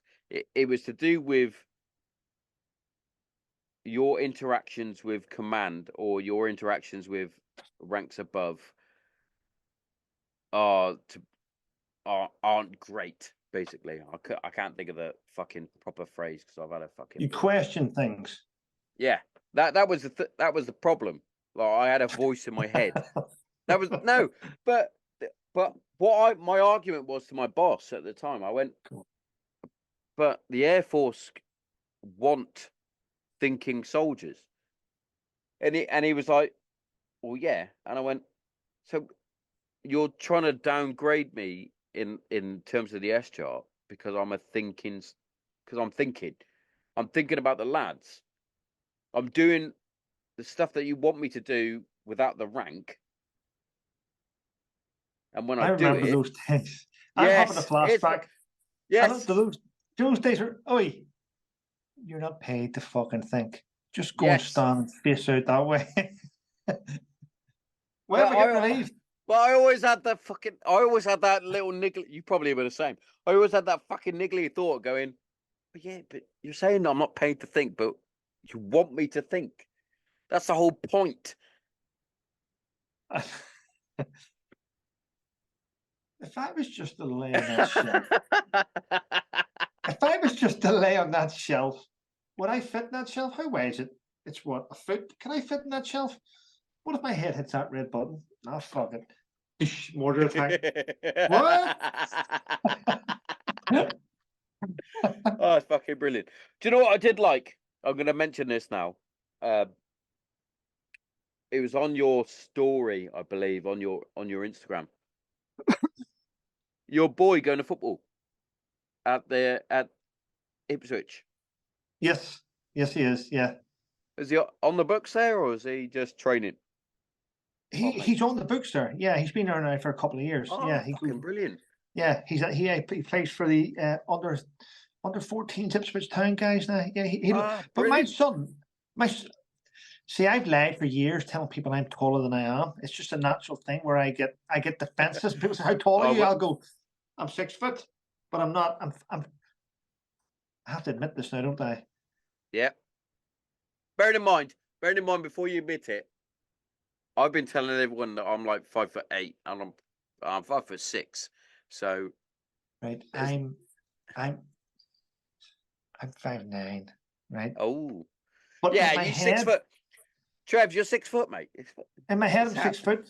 So my son has now overshot me. He's 5'10", Really going on 5'11". Yeah. fair play, fair play. So for me, so I say I'm 5'8", right? Because that's what I remember from school. And then I look at my Air Force ID. My Air Force ID says I'm 5'7". And then I measured myself recently and I'm actually 5'6". So I don't know what's going on. But my daughter is now, whoa, A she man. was she was 5'3", and she's very close to 5. She is my daughter is definitely she's definitely 100% her mum's side of the family. She's going to go Because taller than you then. oh, 100%. I'm going to be embarrassed when I walk her down the aisle, put it that way. She's all limbs. They're everywhere. She's brilliant. She's brilliant. But she's Yeah. 100% going to be taller than me. 100%. The youngest is more me in terms of height wise. My eldest is me, personality, and jawline. She's got a square head, basically. My youngest looks like my wife, but she's got all my attributes in terms of attitude, which is brilliant, but also not brilliant to argue with I get that. Yeah. because it's Yeah. arguing with a tiny version of myself. My son. Yeah. I mean, But yeah, fair play, he's mate. he's starting to answer back though, and I get I get frustrated with him more than anything. Now, because I've only got one child, I sort of spoil him if I can, But Yeah, I get he that. he takes the piss, and I get told all the time. Not only because the weird thing is, which right, he'll say things to his mum, and then he'll say something to me, but then he'll say something different to my partner Gwen, and he has the Oh, three of us. He has the three of us, oh, he's got you but all in a loop. well, he doesn't really have her in a loop. But Sebastian gets annoyed because Sebastian will sit at my house and he'll go to get something from the fridge and he'll say to Gwen, "Don't tell my mum, Gwen, will you?" And they do because Gwen's in a WhatsApp group with my ex-wife and they chat every fucking day. Oh, that's good. That's they good know, though. yeah, they know things. They plan things and then let me know it's been planned. And I'm like, well, do I have a choice? No. Well, you don't because you're the man. Yeah. So here's the question: can the boy do your accent though? Can My he do boy, Can he he can do? do, he can Can he do do, an impression? he can, but my son is English accent, Yeah. English, but he also he can speak a bit of Russian as well. Oh, that's good. So yeah, he can count in Russian. In today's climate, that's very good. I know. I was speaking to a guy before. I went to France to visit a friend, and he was saying, "Your son could be a spy in the future," and I'm like, "I won't let him join the army." Yeah, exactly. Yeah. Like, nah, I get that. So I occasionally, not that I'm any good, I'll dabble in the Northern Irish accent because my dad, it's just the look on his face. So I could do my dad's accent perfect because it's easy. It's just a deeper version of my own accent. Like, Yeah. what? What do you bloody mean, boy? That's how my dad talks. Yeah. But occasionally, if we're out on the piss, I'll have a couple of Guinnesses, maybe a couple of Jamesons with my dad, and I will say something in a Northern Irish accent, and it's as though he's talking to his dad, and he hates it because, well, he doesn't hate it, he quite likes it, but also he's like, no, I don't like it because it reminds him too much. Not that I'm Yeah. any good. I'll say the typical things like "shar" and things like that, and he's like, "Stop it," and I'm like, "Why not, Tommo? Fucking hell." And he's like, Yeah. "Stop it," and I'm like, "All right, I'll stop." Um, but I think it's more to the fact that it makes him remember. Yeah, And I get it. Yeah, and that's a big thing for my dad. So yeah. I'll talk about it now actually, because it's nice, because I've had a couple of whiskies now, so I'm a loosey goosey. I don't know how long I've got you for, but I'm loosey goosey. And so we had my nan's funeral recently in Jan, and she was the pinnacle of the Thompson household. She was like the Don, you could say, if you were going to go like Godfather style. She was the mother of all of us, and she passed away. And for me, it was difficult, because she was, as I said, she was the pinnacle of the household, and I wanted to see her more, but life. Do you know what I mean? Yeah, But when I did speak to her or see her, she was outrageous, and it was brilliant. It was lovely. Um, and we had the family funeral, and my dad read a poem, and it was a bit heart wrenching for me, because seeing my dad actually show full emotion was difficult, because my dad, being my dad, from the 70s up until 1991, 22 years in the Air Force, didn't show any emotion. And then from fucking 91, being in the Air Force, and then the prison service, he never showed me any emotion, really. Occasionally, when he had a few beers, he would like let a little valve slip occasionally. yeah, But he was reading this poem, and he had to stop, and then he started, and he carried on. And I thought, fucking hell, that that that's that was something for me. And I spoke to my uncles afterwards, and he went, your dad didn't cry, and he didn't do any of that sort of emotional side of anything when Granddad passed away. And I was like, well, I wouldn't know, because I was not born. But did he not? And he was like, nah, they did. He didn't do anything.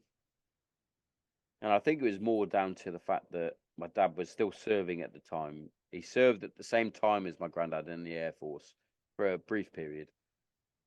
But my granddad obviously left, and then passed away. And then my dad was just stoic, because he was still serving at the time. He was stoic.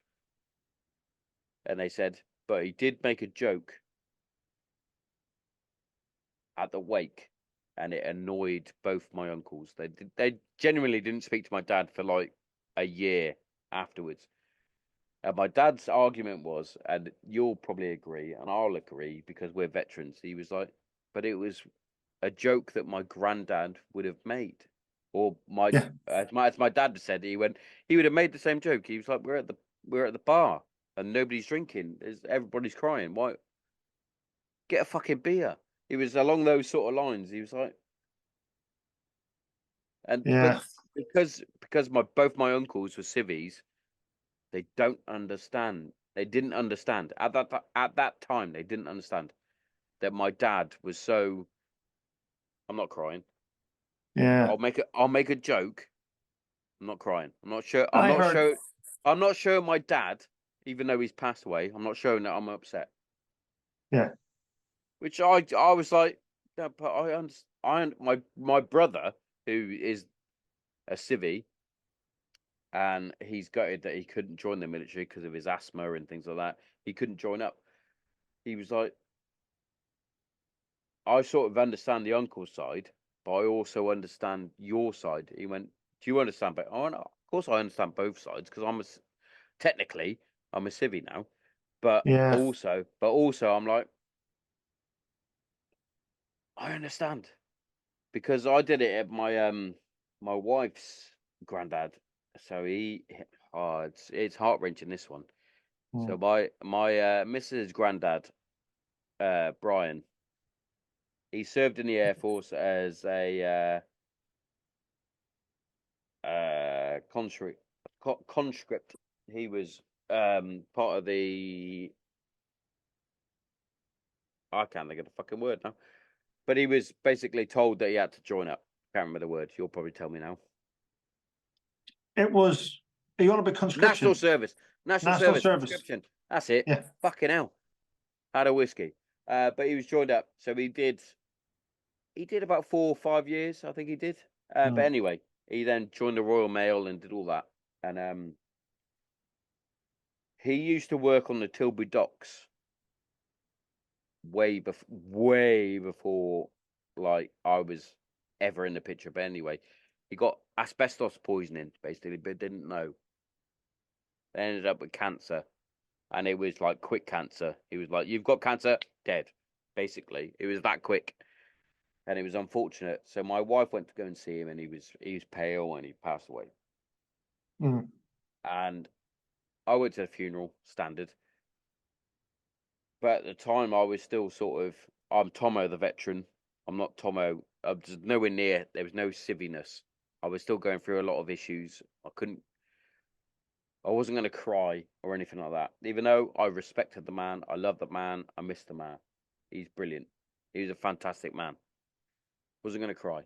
No chance. Because I was there to support my wife. That was me. Like, people might think I was being heartless at the time, but nah. When they were getting ready for the cremation, I took, and it's the only one I had, and I did it on purpose. I only had one brass cap badge, and I thought, I'm going to take that off my key ring.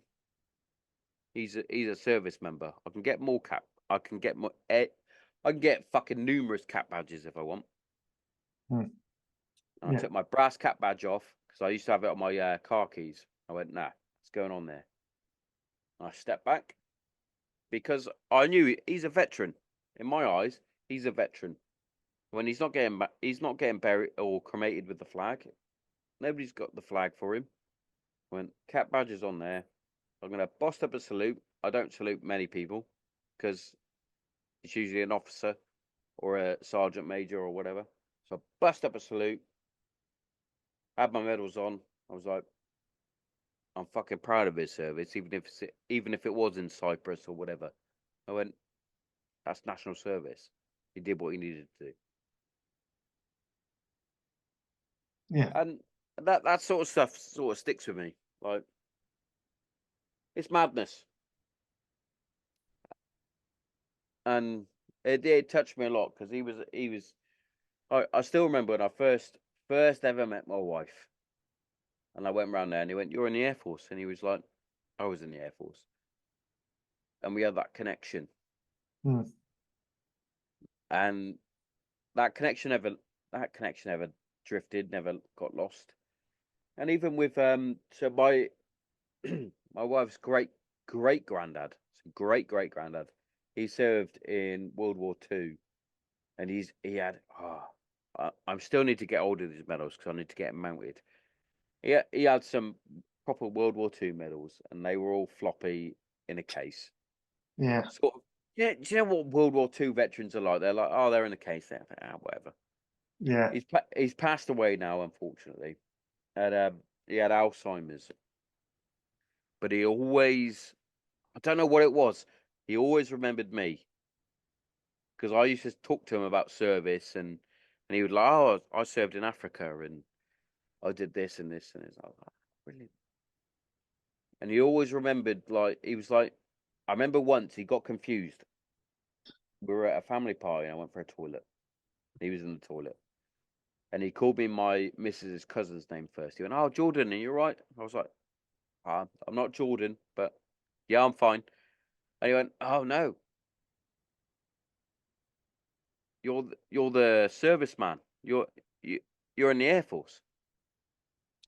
And I was like, you've got fucking. He had severe Alzheimer's.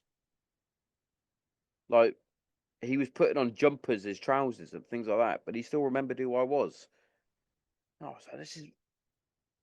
And it's that sort of connection. I genuinely believe that you have that sort of connection with people. Yeah. That's awesome. And again, this is going to take a huge U-turn back to where we were at the start. why it's so sad that a veteran of your standard is getting trolled by some cunt. Pardon my French. No, fuck off. No pardon my French. By some I'm used to it, cunt. mate.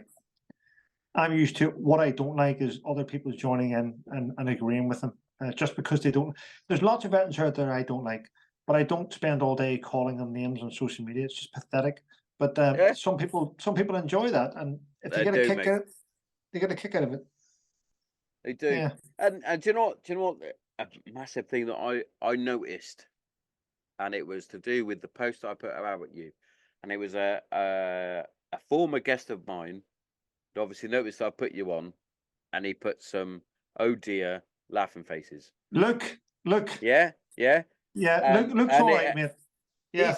he's sound. He's sound. He's a Yeah. guardsman, brilliant guy. He's coming on the podcast next week as well. Let's see. Oh, good. And he went, and I just literally I left that as it was, and I let you guys do what you were going to do. And I sent him a message and went, because he sent me a message first. He went, "Oh, you've got Trevor on." I was like, "Yeah," and he went, "I had some dealings with him. It wasn't very good." And I went, "Well, it is what it is." I went, I've spoke to Luke. I'll tell you about that. I've spoke to Luke since. So basically, listen, Luke supports different charities. I supports different charities. Yes. This is where all the clashes come from, because whenever it's a dog eat dog society in the veterans community, where Luke may want to raise money for good things. I may want to raise money for good things. We're chasing the same supporters the for same donations. Goal. Exactly, we have the same goal, and we clash over things like that in the past. But I mean, he's never said anything bad about me. I've never said anything bad about him. But that's the thing. That was a genuinely the beautiful thing that I saw was the fact that he said, "I never got on with you at the start, but I'm going to watch this episode." And then you were like, "I don't understand what sort of happened," and he was like, "Well, we had an altercation or something, and you blocked me," and you went, "Oh, I'm sorry for that." And then he was like, "Oh, they're fine," which is, by the way, how adults discuss things. Yeah. Well, the thing is, I mean, you've watched the chat there. I mean, we haven't said anything bad about each other. In the past, we've probably clashed because we both supported different charities. Yeah. I mean, and that's it. He seemed. I mean, I've never met the guy. I've watched him. I've watched him on your podcast.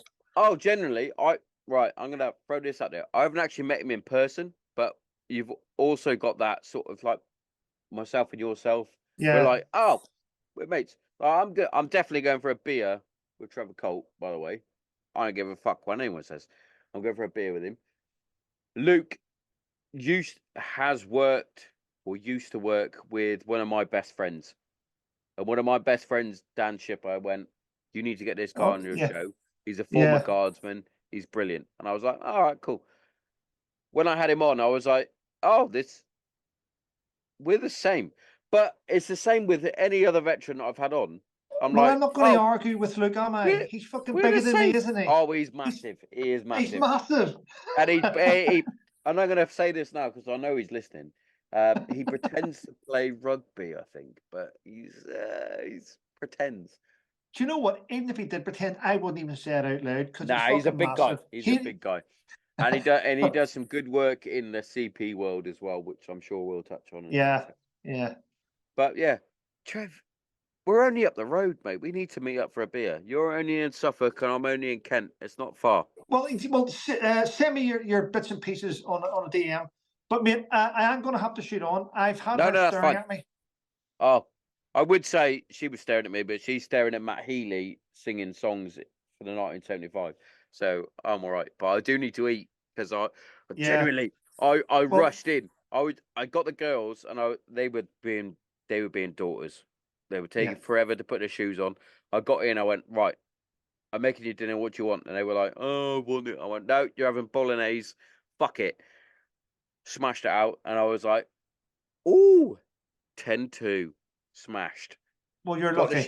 Got the shed ready, and we fucking smashed it. But well, Trevor Coult, MC. Thank you very much for coming on. Cheers, buddy. Give my best of luck next week, and we'll catch up soon. I promise. Okay. Definitely. I'll send you my details, and we'll get a fucking beer in. Definitely, or a wine. Brilliant, mate. I'm partial to a wine, so I've got a glass of wine sitting on the table. I'm sure. Enjoy your Valentine's Day, and I'll Cheers, buddy. catch you in a bit. Now you have a Take good care. night. Bye. Cheers, mate. Bye. Bye. Hello. You're at the adverts, so don't turn off. Don't turn off, because I've got some good stuff for you. First up, I'm going to talk about our sponsors. Kent CBD is our first sponsor.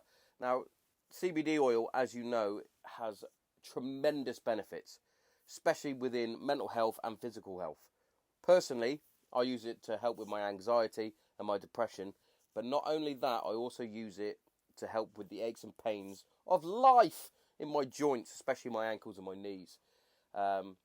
But yeah, without CBD oil, I would have still been on my antidepressant tablets, which I'm no longer on.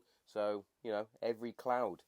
And what we're going to do here at Granite Zero is we're going to give you 10% off everything from oil, muscle rub, jellies, bath salts, the lot. Yeah? Make sure you get in there. www.kentcbd.org. Put in the promo code GRANITE0 and get yourself 10% off. You are welcome. But also, if you're like me and you love a nice cup of coffee. Now, for me, I only drink one coffee, and that's Green Beret coffee. Now, I don't only drink it because it's out of this world fucking coffee, roast to order, grinded to whatever specific grind you want. But not only that, it's veteran owned and veteran run, which, hits me right in the feels. So make sure you check it out, Green Beret Coffee. Get yourself a nice cup of coffee. I drink it dark, just like my soul. Incredible stuff, incredible stuff. And what I'm going to give for you, I'm going to give you 10% off. So once you get to the checkout, once you've got all your coffee, your products, your apparel, whatever you need, get to the checkout and put in the promo code GZPodcast10 and get yourself 10% off. Courtesy of the Granite Zero podcast. You are welcome. Now, that's enough of me talking about this stuff. Back to the regular scheduled show. Check it out!